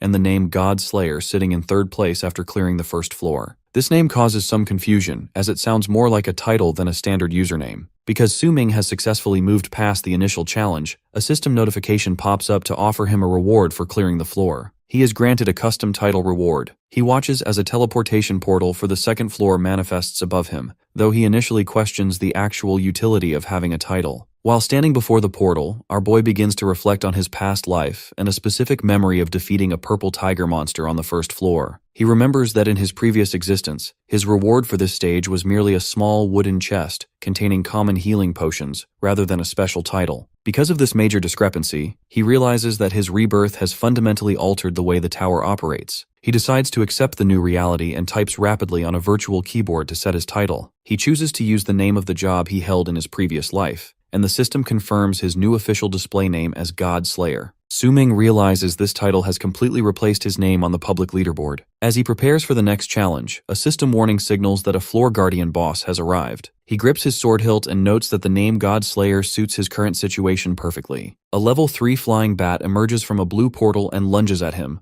but the Swordmaster performs a high-speed dash and shreds the creature with multiple sword slashes. This victory is recorded instantly, and back in the main lobby, students stare in disbelief at the ranking board. They are shocked that Godslayer has cleared the second floor in only 1 minute. Our protagonist continues his relentless climb, reaching the third floor and plunging his sword through a level 5 troll hunter. After the system marks the kill with a red stamp, he immediately transitions to the fourth floor. He delivers a massive slash to defeat a multi-eyed beast known as a three-eyed grazer. In the lobby, the excitement grows as a bald student points out how fast the Godslayer is moving. The leaderboard updates to show that while Ji Yao's party is in second place at the 5th floor, Su-ming has pushed through to the 4th floor and is closing in on them in under 10 minutes. Looking at the top of the list, our boy sees that Li Chengguang has already broken through the 8th floor. Rather than being intimidated, the Swordmaster finds the race interesting. He decides that the time he spent struggling with the chicken on the 1st floor will serve as a handicap for his rival. He charges toward the 5th floor portal at explosive speed and encounters a 3-headed wolf called a saber-toothed Cerberus. Su-ming leaps into the air and spins with his blade, destroying the beast instantly. He refuses to slow down and continues to run. The scene shifts to Ji Yao's party, where she is coordinating her team after clearing their current floor. She manages her summons while Yanze focuses on damage and Zhang Yunqing handles healing. Their celebration is cut short when Yanze spots the ranking screen and yells in surprise. The girls look over and realize that Su-ming has already overtaken them, reaching the 7th floor while they are still on the 6th. On a separate floor, Li Chengguang executes a violent downward strike that sprays blood everywhere. As the system confirms he has cleared the 9th floor, the red-haired warrior notes that the monsters are finally starting to feel somewhat threatening. He looks toward a golden treasure chest at the top of a spiral staircase and checks the rankings. He realizes that whoever clears the 10th floor first will receive extra rewards. He correctly identifies Godslayer as Su-ming and feels irritated by how quickly the Swordmaster is catching up. He remains confident that he will be faster, but his eyes widen in shock when the leaderboard updates to show that Su-ming has already matched his progress on the 9th floor. Our hero walks into the arena for the 10th floor where a colossal bull-headed monster, the level 15 frenzied minotaur, awaits him. Back in the assembly lobby, more students gather to watch the screens instead of participating in their own trials. They believe it is impossible to catch up to the top two and want to see if the genius Blade Berserker or the mysterious Godslayer will be faster. Inside the arena, Su-ming spins through the air to dodge a massive strike from the Minotaur before lunging upward with a thrust to the monster's face. As the smoke clears, the Swordmaster stands calmly over the smoking body of the fallen giant. He mocks the beast for only lasting 30 seconds and notes that its poor endurance helped him maintain his speed in the race. Our boy triggers his Sword Tomb skill and unleashes a massive red blast that radiates outward and levels the entire arena. A system notification materializes to confirm the 10th floor is cleared and reveals that as the first challenger of the season to reach this milestone, he has earned a special bonus reward. The scene transitions to a medical facility where a nurse monitors a steady pulse. She is surprised when her patient begins to regain consciousness, prompting the blonde student Zhang Tang to wake up in a hospital bed. Having been knocked out for causing trouble in the lobby earlier, the nurse reports his status as stable while he looks around the room in confusion. Zhang Tang is momentarily distracted by the nurse's appearance and feels flustered, but he quickly slaps his own face to regain focus. He reminds himself that his heart belongs only to Xiaoman, and suddenly experiences a surge of panic as memories of Su-ming and the betrayal surface. Our protagonist's rival rushes to the doorway of the assembly hall, only to find the lobby completely deserted. He realizes with total despair that while he was unconscious, every other challenger with a Tower Society token has already set off to begin their climb. Zhang Tang clutches his head in a state of panic. He has been left in the dust and can no longer catch up to Su-ming's level. He feels a wave of regret for his impulsive behavior and begins to suspect that Su-ming set a trap by knowing the rules of the academy ahead of time. His panic eventually shifts into a hateful glare as he decides to use his family's connections to settle the score. He sends a message on his smartphone demanding that his family's power be used to get rid of someone, believing Su Ming forced his hand. Jiang Tang then approaches a large ranking board to check the current progress. He scans the list and sees Li Chengguang from Wuyang Academy in second place with 16 floors cleared. However, he is baffled when he looks at the very top of the board. He sees the first place spot belongs to a mysterious challenger named God Slayer, who has already cleared the 18th floor. Meanwhile, on the 19th floor, the real Su Ming is in the middle of a violent battle. He performs a downward strike against a massive crystalline monster known as the Purple Crystal Cave Beast. Our boy lands on his feet and notes that at his current level, the tower is starting to require a genuine effort. With the mechanics of the floor guardians becoming more complex, he observes that this level 20 boss buries its main body underground to shield itself with tough purple crystals. As shown in the anatomy diagrams, the beast constantly spawns small minions that possess equally hard defenses. The Swordmaster moves too fast as he slices through a horde of these minions in a single sweep. He realizes that his previous silver-grade weapon would never have been able to break through such high defenses. Luckily, he recalls the golden chest he earned for clearing the 10th floor first. Utilizing his All Things Ascend talent, he was able to upgrade that reward into a platinum chest. This resulted in him obtaining the Black Stone Cracked Fusion Sword, a high-tier weapon requiring level 18 to equip. Our protagonist explains that this new blade is a dual-type weapon. While the longsword form provides a massive slash bonus, it is too slow for dealing with large numbers of enemies. To compensate for this, he activates the Broken Blade property to split the weapon into two separate one-handed swords. Even though his individual attack power drops slightly, the 50% boost to his attack speed is a massive advantage. Combined with his Origin Sword body talent, our hero gains a full weapon bonus that allows him to utilize both speed and power simultaneously as he charges into the horde. The focus shifts to the 17th floor where a massive explosion occurs. Li Chengguang is sliding backward across the floor with a bruised face and low health bar. He is currently struggling against a level 18 giant tree demon and admits he has hit his limit. As the warrior lacks any fire-based skills, he has no effective way to counter the monster's elemental weakness while fighting solo. The demon slams a branch down to send him flying, leaving him frustrated by his lack of stat-boosting rewards. In a bitter flashback, the red-haired warrior recalls receiving only a standard silver chest for clearing 10 floors. Since he lost the speed race to Su Ming, he was forced to settle for a regular reward instead of the premium bonus.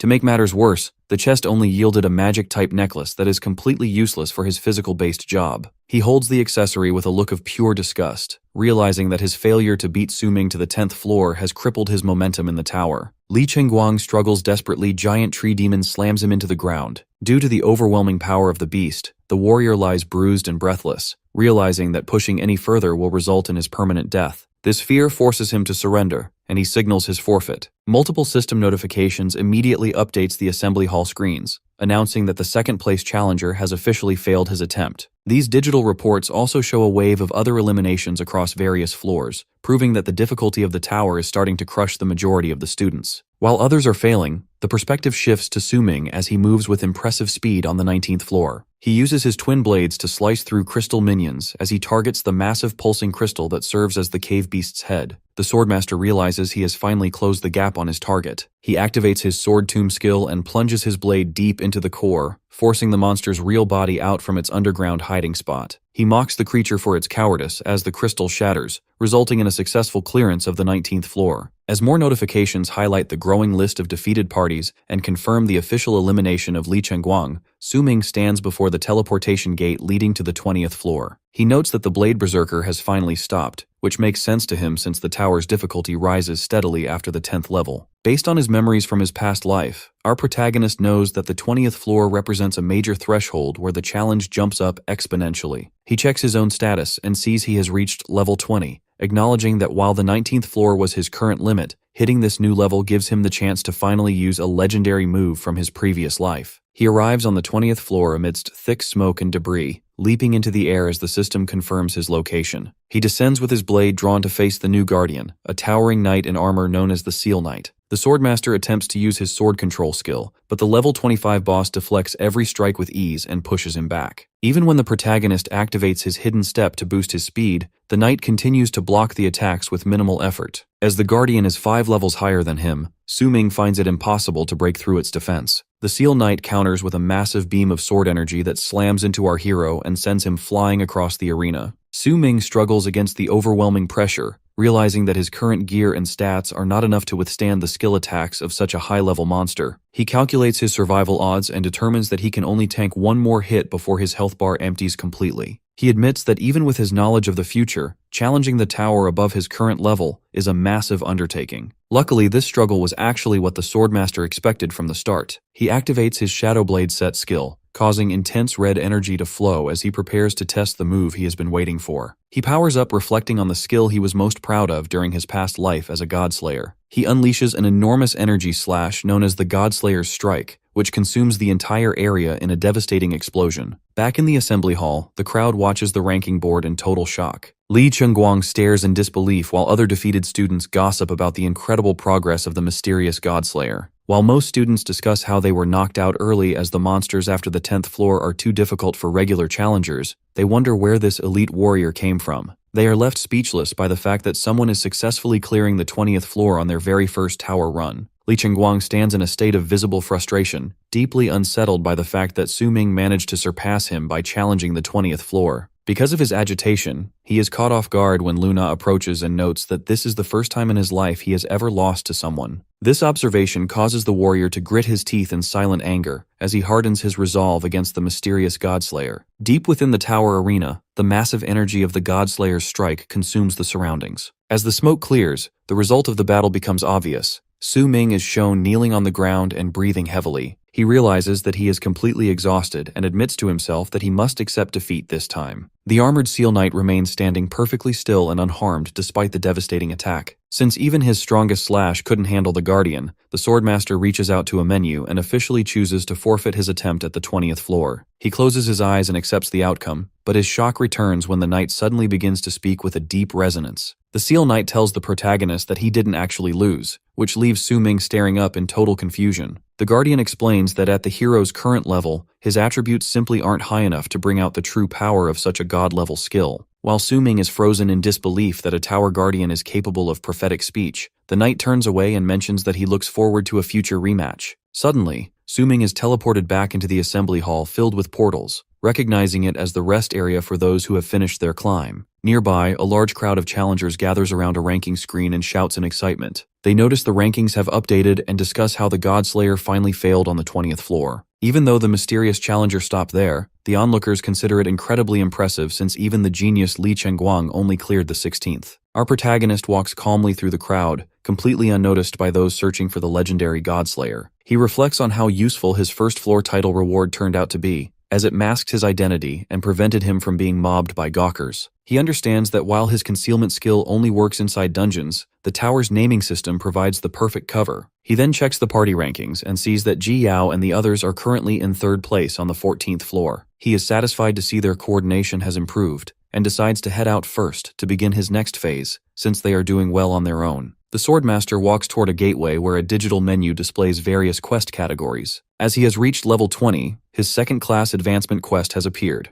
To save time, he decides to pick a hunt quest located near his advancement objective. After browsing the available D-rank options, he selects Hunt Quest D17, which tasks him with killing a Python King in the Nanli district for 10,000 Empire coins and a Platinum skill scroll. A notification then confirms that his Society Pass now allows him to enter the Mirage Zone. As the environment shifts into a magical landscape of giant mushrooms, Su Ming explains that the Mirage Zone is a realm connecting to the society that looks nothing like the real world. He recalls that after Awakening Day, the real world was overrun by monsters and chaos until the previous generation rebuilt order. This led to the creation of the Mirage Zone as a separate living space for beasts, keeping human society peaceful for the time being. He realizes that the Tower Trial is the literal gate for new challengers to enter this zone. He looks toward the Tower Peak and vows that in this life, he will reach the top and discover the truth behind Awakening Day that he missed in his previous existence. A system prompt asks if he wants to target the Mirage Zone, but our boy chooses to return to the real world first. Upon his exit, he receives a 10,000 coin reward for his 20th floor attempt, which is exactly the amount he needs to pay for a weapon order he placed 2 days prior. Su Ming soon arrives at a skyscraper known as the Weapon Trading Center. He remembers getting his silver-grade blade here through a gamble, but knows it is no longer enough for the challenges ahead. Since he finds the lifesteal and stat boost effects of his current sword incredibly helpful, he is unwilling to give them up easily. A flashback reveals that 2 days earlier, Ji Yao called Su Ming to invite him gear shopping with the team. He declined the offer, explaining that he was already getting his equipment ready elsewhere. While Ji Yao was talking, Su-ming was actually on his interface placing a custom order and paying a 10,000 coin deposit. He enters an elevator and heads to a secret warehouse in the underground lot where a red-haired forge master named Nahula is waiting. She asks if he has the remaining balance and presents him with a specialized weapon replica upgrade device. The swordmaster understands that his primary talent can only be used on an item once, and the result is random. To keep the specific traits of his blood-drinking sword while raising its grade, he must use this expensive device. As he holds the replica over his old blade, this transforms the silver steel into a sleek, golden inlaid weapon called the Black Edge blood-drinking sword. Nahula looks at the hero with suspicion, questioning how a freshly awakened student even found her contact info. She is amazed that he was willing to risk over 10,000 coins on a material cost, wondering why he wasn't afraid her research might fail. Su-ming simply looks back at her with a calm expression and asks who said they were strangers, which leaves Nahula questioning if her own memory is failing her. While she is confused, he secretly reflects on their deep history together in his past life. The guy remembers that in his previous timeline, Nahula eventually became a legendary artisan whose dedication to forging allowed her to overcome her modest 8-star talent. As they work together many times to create one-of-a-kind weapons, he knows her skills are beyond reproach. He realizes that the 20,000 coins he is spending now is a bargain compared to the astronomical costs of her future services. This is exactly why he chose to approach her early, taking advantage of the fact that she is currently at her poorest and most vulnerable stage. To further cement their bond, he reveals that he knows she is currently struggling to find funding for her next research project. This revelation leaves Nahula in total shock, wondering how a stranger could know her private financial struggles. Su-ming seizes the moment by offering to sponsor her with 10,000 Empire coins up front, promising to increase the investment as he clears more high-level quests. This offer of sudden hope causes Nahula's eyes to shimmer with joy, and she begins to view him as a literal angel sent to save her career. However, Su-ming adds a business-like condition to the deal. He explains that in exchange for his sponsorship, she must provide him with a 30% discount on all future crafting prices. Nahula eagerly agrees with a thumbs up, officially sealing their long-term partnership.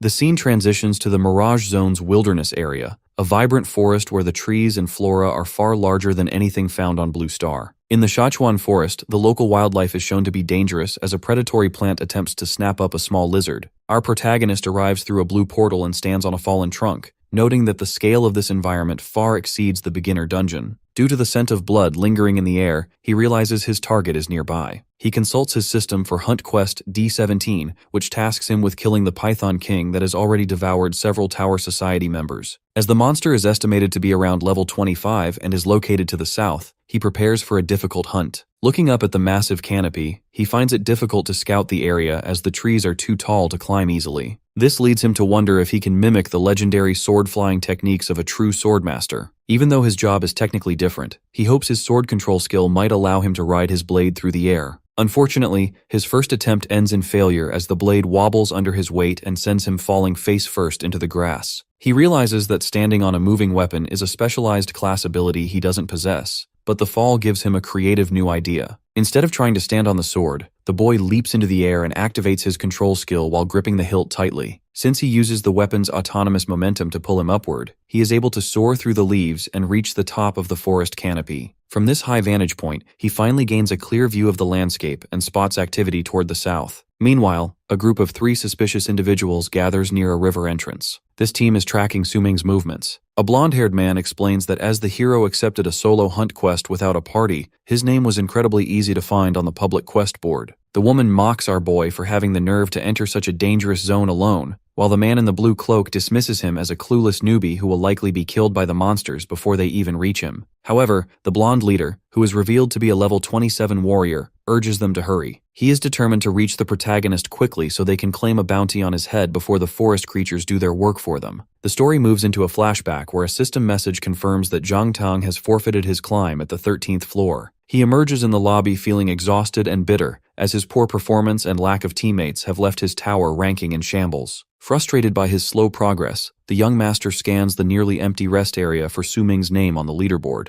Because he finds no trace of the hero, he begins to worry that he has lost the opportunity to track and assassinate his rival. The perspective then shifts to Su-ming's former teammates as they enter the lobby. Yanza offers a smile to Ji Yao, thanking her for the spot calling that allowed them to clear the 15th floor. Ji Yao looks down modestly and admits she is tired but proud. She suggests that while they did well, they could have gone higher if they had a better main tank, noting that her skeletal summons are quite squishy. Jang Yun-king walks alongside them and adds that achieving such a result without Su-ming's help is already an amazing feat. Jang Tang watches the trio from the shadows nearby with his eyes narrowing in envy. He is furious that students from his own academy secured better results than him. Jang Yun-king notes that they have spent a long time in the tower and urges the group to hurry toward the next phase of quests. When she wonders aloud how far Su-ming has gotten, Ji Yao reveals she contacted him and found out he has already accepted a solo hunt quest and headed out. This news surprises Yun-king, but Ji Yao explains that the boy has always been a lone wolf. The three friends decide to keep running as a party so they don't fall too far behind him. Seeing them leave, Zhang Tang pulls out his smartphone with a sinister smile. He realizes he finally has a lead, assuming that if the hero is working alone, he must be on a low-level quest. He quickly sends a text message to his associates, ordering them to track and kill the boy. The story transitions back to the present in the southern zone of the D-17 Hunt Quest area.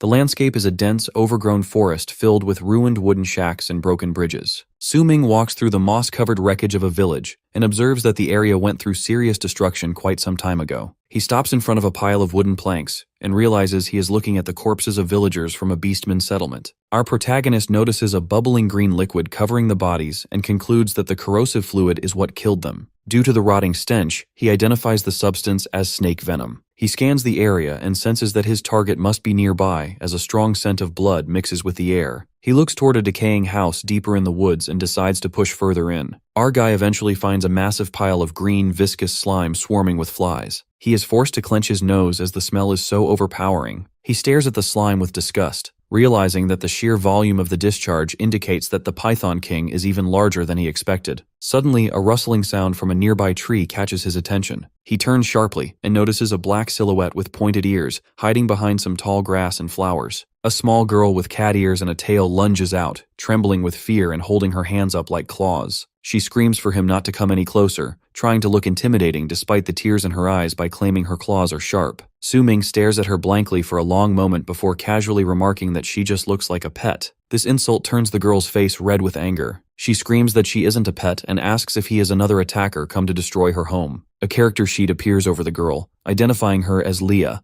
a level 3 catfolk assassin with high agility but low strength. Our boy activates his insight skill to confirm her data. He reaches into his pouch and tosses a red glass bottle toward her. Leah catches the bottle in confusion, and Su-ming explains that it is a healing potion for her injuries. He tells Leah to relax, clarifying that he isn't there to attack the village since it has already been destroyed. He looks toward the forest interior and explains his true mission is to kill the giant serpent that attacked her home. Leah looks at him with concern and warns him that the snake is incredibly dangerous to face alone. Our hero remains undeterred, stating that the hunt is exactly what he came for. Leah takes on a determined expression and offers to lead him to the serpent's lair. Her face contorts with grief as she begins to sob, explaining that the monster ate her entire family. Later, Su-ming and Leah walk through a dark and foggy section of the forest under the cover of massive trees. The hero notes that it is getting darker, and he still can't sense any movement, asking if they are going the right way. Leah points upward toward the canopy and tells him the threat is just ahead. Su-ming looks up in surprise, just as a colossal, green-scaled python emerges from the mist. He observes the creature's data and realizes the predator is even larger than he anticipated. This discovery makes him understand that a D-rank quest is a serious challenge, forcing him to rethink his original strategy for the kill. While Su-ming is focused on the beast, Leah suddenly screams for him to watch his back. He reacts instantly as an arrow streaks past his head, narrowly missing him. High in the trees, a gray-haired archer feels frustrated as his target noticed the attack from such a distance. As the group has been exposed, they decides to drop the stealth approach and take the boy head-on. Our hero looks toward the source of the shot and wonders who is hunting him from the shadows. 3 assassins emerge from the darkness, led by a blonde-haired man, the level 27 warrior who laughs mockingly. The leader notes that a mere level 20 awakener dodging their ambush is impressive, but he warns that such luck won't save the boy a second time. Backed by a silver-haired woman and a man in a blue cloak, the leader declares that the swordmaster will die today. The trio launches a synchronized assault to collect their bounty. The cloaked man fires magical arrows while the woman casts a flame spell, and the leader charges with a heavy blade. Su-ming moves through the forest at high speed to dodge the magical blasts and projectiles. The woman glares at him and wonders if he can evade her magic as easily as he dodges arrows, launching a massive orb of energy.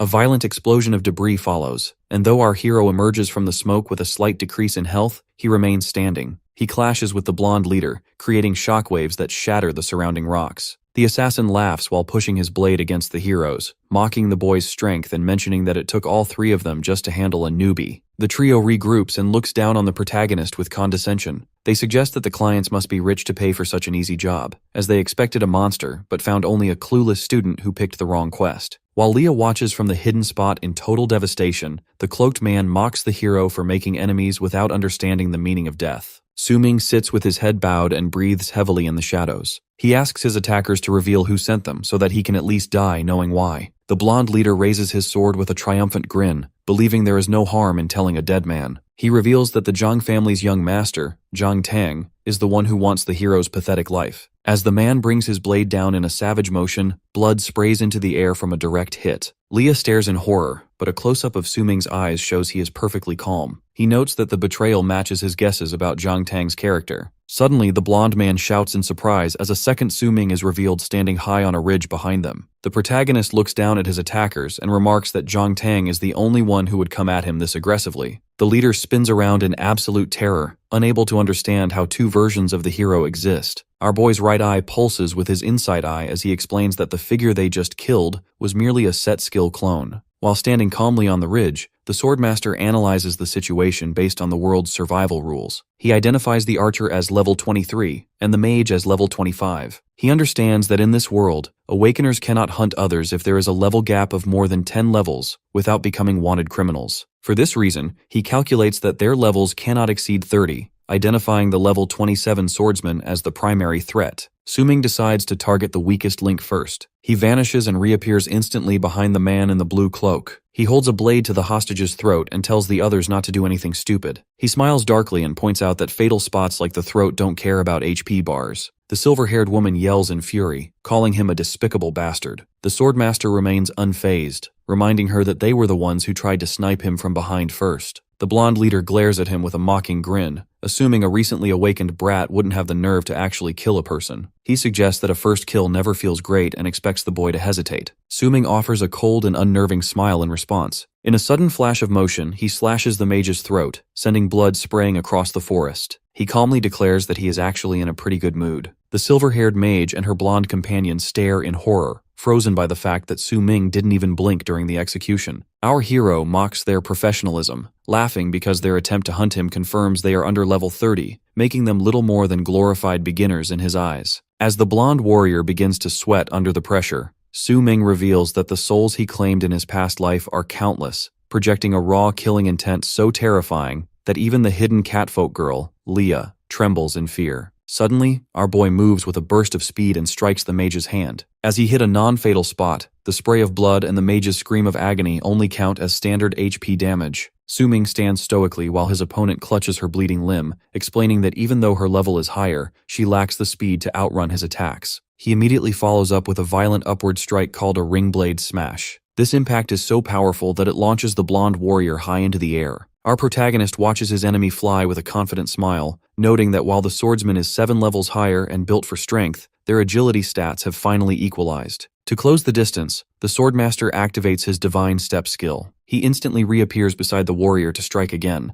though the blonde man manages to push him back with a swing of his own blade. The assassin mocks the attack as being weak, but Su-ming realizes the level gap is significantly cutting down his raw damage output. He reflects on how life and death battles between humans are calculated differently than fighting monsters. While attacks are generally based on total HP, that logic only applies when hitting normal body parts. He identifies that hitting fatal spots provides a massive damage bonus and a high chance to skip HP calculations for a one-shot kill. However, since his targets are higher level than him, the probability of these one-shot kills on vital points drops sharply. The silver-haired mage continues to yell in pain, but the blonde warrior tells her to stop whining, promising to hire a high-level healer once they get paid. Our boy realizes that due to these level and stat differences, the fight is turning into a protracted war of attrition. After he conceived a new plan, he decides to sprint away into the thick forest, intending to use a strategy where he kills his enemies with someone else's blade. The blonde warrior yells in a panic as his heavy body makes him too slow to give chase. He orders the mage to lock onto the boy with magic. Even with one less functional hand, the silver-haired mage raises her staff and activates a lock-on skill to keep the guy in her sights. She unleashes a massive spear of ice known as the Mystic Life Ice Arrow. Su Ming runs frantically through the trees as the homing projectile chases him, using his sword control skill. The blonde warrior looks up in shock as the swordmaster leaps high into the air and appears to fly over the forest floor. The mage explains that it is natural for a swordmaster to fly on his weapon and focuses on casting more skills to knock him down. Leah watches from the safety of the bushes, quietly cheering for the hero as he soars overhead while clinging to his flying blade. From his high vantage point, Su Ming looks back at the persistent ice spear. He realizes the projectile is still following him and notes that this is exactly what he wanted. He aims his flight path toward the massive green coils of the Python King wrapped around a giant tree. The swordmaster points his weapon toward the giant serpent, leading the mystic life ice arrow to impact the snake's head with a massive explosion of magical energy. The blonde warrior watches from below and wonders if the spell hit the hero, while the mage strikes a proud pose since her lock-on spell never misses. However, their celebration is cut short as a terrifying hiss rumbles through the woods. As the smoke clears, the giant venomous scaled snake lunges down from the canopy with its eyes glowing red with fury. The assassins freeze in terror as the level 26 wilderness boss slams into the ground. The massive serpent possesses 401 strength and 350 constitution, making it a lethal threat. It immediately exhales a cloud of green corrosive venom at the assassins. The silver-haired mage runs in terror as the environment dissolves around her, screaming about why the monster is only chasing her instead of the disabled hero. Su Ming watches the chaos and laughs, explaining that the boss is naturally targeting her because her spell was the one that woke it up. He notes that her high mage damage was actually helpful, as her single spell managed to shave off 20% of the boss's health for him. The blonde warrior lunges forward with a heavy strike skill, swinging his blade with immense downward force to crush his target. This powerful weapon slams into the giant Python King, causing a spray of poison and blood to erupt as the serpent roars in its death throes. Due to the intense physical exertion,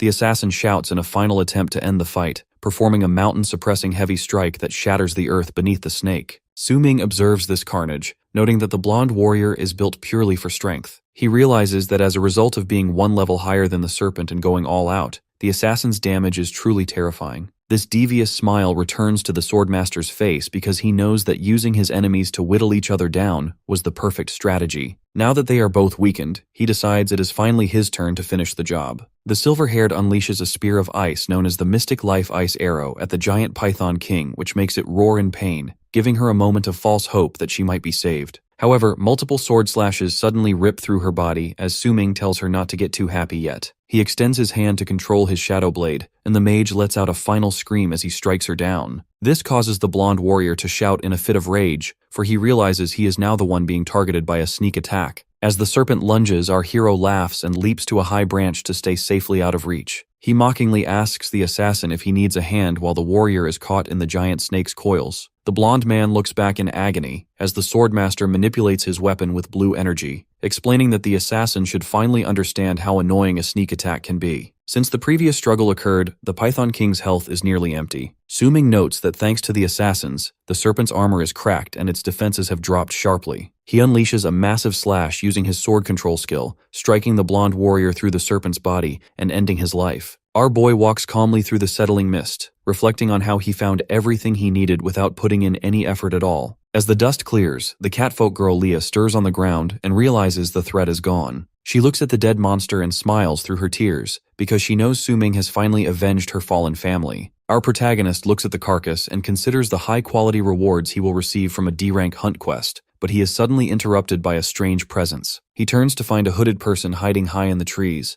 a man who warns the swordmaster to worry about his own safety. Su Ming is caught off guard as the stranger reveals a sinister grin, claiming that the hero has already walked into a trap. Suddenly, our boy realizes his body is paralyzed, and he is unable to move. He struggles to stay upright, frantically trying to figure out when he was hit, since he already executed the assassins and avoided the snake's venom. The hooded man lands nearby while holding a golden artifact. He mocks the hero with a proverb about predators being unaware of the threat behind them, feeling lucky to have stumbled upon such a profitable situation. This stranger, an elite awakener named Ding Pan, admits he didn't expect to find people brawling in the wild, but decides it would be a waste not to claim them all as his spoils. He looks at our hero with absolute contempt, laughing at the idea that a level 21 newcomer would be worth a high-priced hit. Our boy activates his insight eye to scan the man, confirming that his enemy is a level 27 disguiser. He realizes that Zhang Tang wasn't smart enough to hire extra backup, and that this new threat is simply an opportunistic predator. Ding Pan prepares to use a critical slash to end the hero's life quickly, confident in his victory. However, Su-ming focuses on the man's skill list and correctly identifies the phantom paralysis induction. He calmly asks if the mist was the medium used for the attack, which causes the hooded man to freeze in total shock as he wonders how a mere student could have figured out his secret. Su-ming laughs at his opponent, claiming that the paralysis is nearly over. This sends Ding Pan into a panicked sweat as he checks his system and wonders how the guy is already moving with over a minute left on the timer. Ding Pan regains his ego and explains that his poison skill builds slowly to deliver a massive 2-minute payoff. Our hero secretly enjoys baiting the idiot into explaining his own ability, though he realizes that surviving 2 minutes of immobility is a genuine challenge he must now solve. Ding Pan has a sudden realization and points at the hero, accusing him of bluffing since he doesn't actually know the true duration of the skill. Su-ming admits to himself that the assassin is right, but this only hardens his resolve to find another way out. He quickly scans the man's skill list, noting that for a level 27 elite, Ding Pan has a pathetic lack of active damage skills. Our protagonist mocks the man for being a specialist who only has one finisher, pointing out that the assassin is clearly nervous, given he won't stand a chance once the paralysis breaks. The hooded man shouts back in a rage, arguing that his raw stats are more than enough to crush a level 21 rookie even without active skills. Su-ming continues to taunt him, suggesting they wait for the timer to end so they can fight fairly. This causes the assassin to panic even more, questioning why he should listen to his target at all. Our boy observes that the man is visibly shaking with fear, proving that he is terrified of a freshly awakened student. Su-ming looks up with a bored expression, telling the man that their upcoming fight will prove who is truly superior. Suddenly, the cat girl Leah lunges from the trees. She is determined to protect the person who avenged her village and strikes down at Ding Pan with all her might. The impact throws the assassin across the clearing, leaving him sitting up in a panic. He wonders how anyone could still be moving in his poison fog and eventually realizes the attacker is a local beast-kin from the Mirage. He looks at the level 3 girl with contempt, lunging at her with his weapon out of insult that such a weak creature would dare to intervene. As Ding Pan swings his blade down toward the cowering girl, Su-ming suddenly breaks free from the paralysis with a loud shout. He moves like a shadow and unleashes a series of violent sword slashes that overwhelm the assassin instantly. The swordmaster stands over his defeated opponent with a blade at the man's throat, coldly declaring that the one who is actually dying is the assassin. After the man falls, our hero looks over the loot and notes that such a weak fighter surprisingly carried a lot of valuable items. Leah looks up at her savior with wide, curious eyes and lets out a soft sound. Su-ming responds gently, telling her not to be afraid now that the attacker is unconscious and can no longer hurt them. He glances at a wounded female assassin nearby but decides to leave her alone due to his rule of never killing women. He checks his status screen and decides it is time to leave this area to finish his second-class advancement quest now that he has picked the battlefield clean. Leah reaches out with tears in her eyes and begs the hero to take her with him. With her home gone and her view of him as a good person, she asks to become his student so she doesn't have to be alone. Su-ming initially refuses, but he pauses as he realizes she actually saved his life by providing the distraction he needed. He tosses a platinum-grade skill scroll called Blood Surge Stab toward her, catching her by surprise. He sternly explains that she is currently too weak and would only hold him back, but he encourages her to train hard in the forest using the new skill. He promises that they will meet again and hopes that by then, she will have become a powerful assassin. Leah is filled with gratitude and vows not to let her new master down. As Su-ming walks away into the distance, he reflects on their future meeting. Shortly after, a notification reveals that he has consumed a rare Millennium Purple Vein Ganoderma dropped by the Wilderness boss. This results in a massive increase to all his primary attributes, including luck. The system then confirms that he has completed his third advancement quest, promoting him to the rank of Sword King and providing a 10% boost to all his stats. Among his new spoils, he also finds a diary belonging to the fallen Ding Pan. The scene shifts to the Southwest Quest Hall in the Mirage Zone, where groups of students are arguing about their recent missions. One student leaves his party in disgust, blaming his teammates for almost getting him killed, while others complain that low-rank quests are a waste of time. Su-ming walks through the crowded hall with an indifferent look,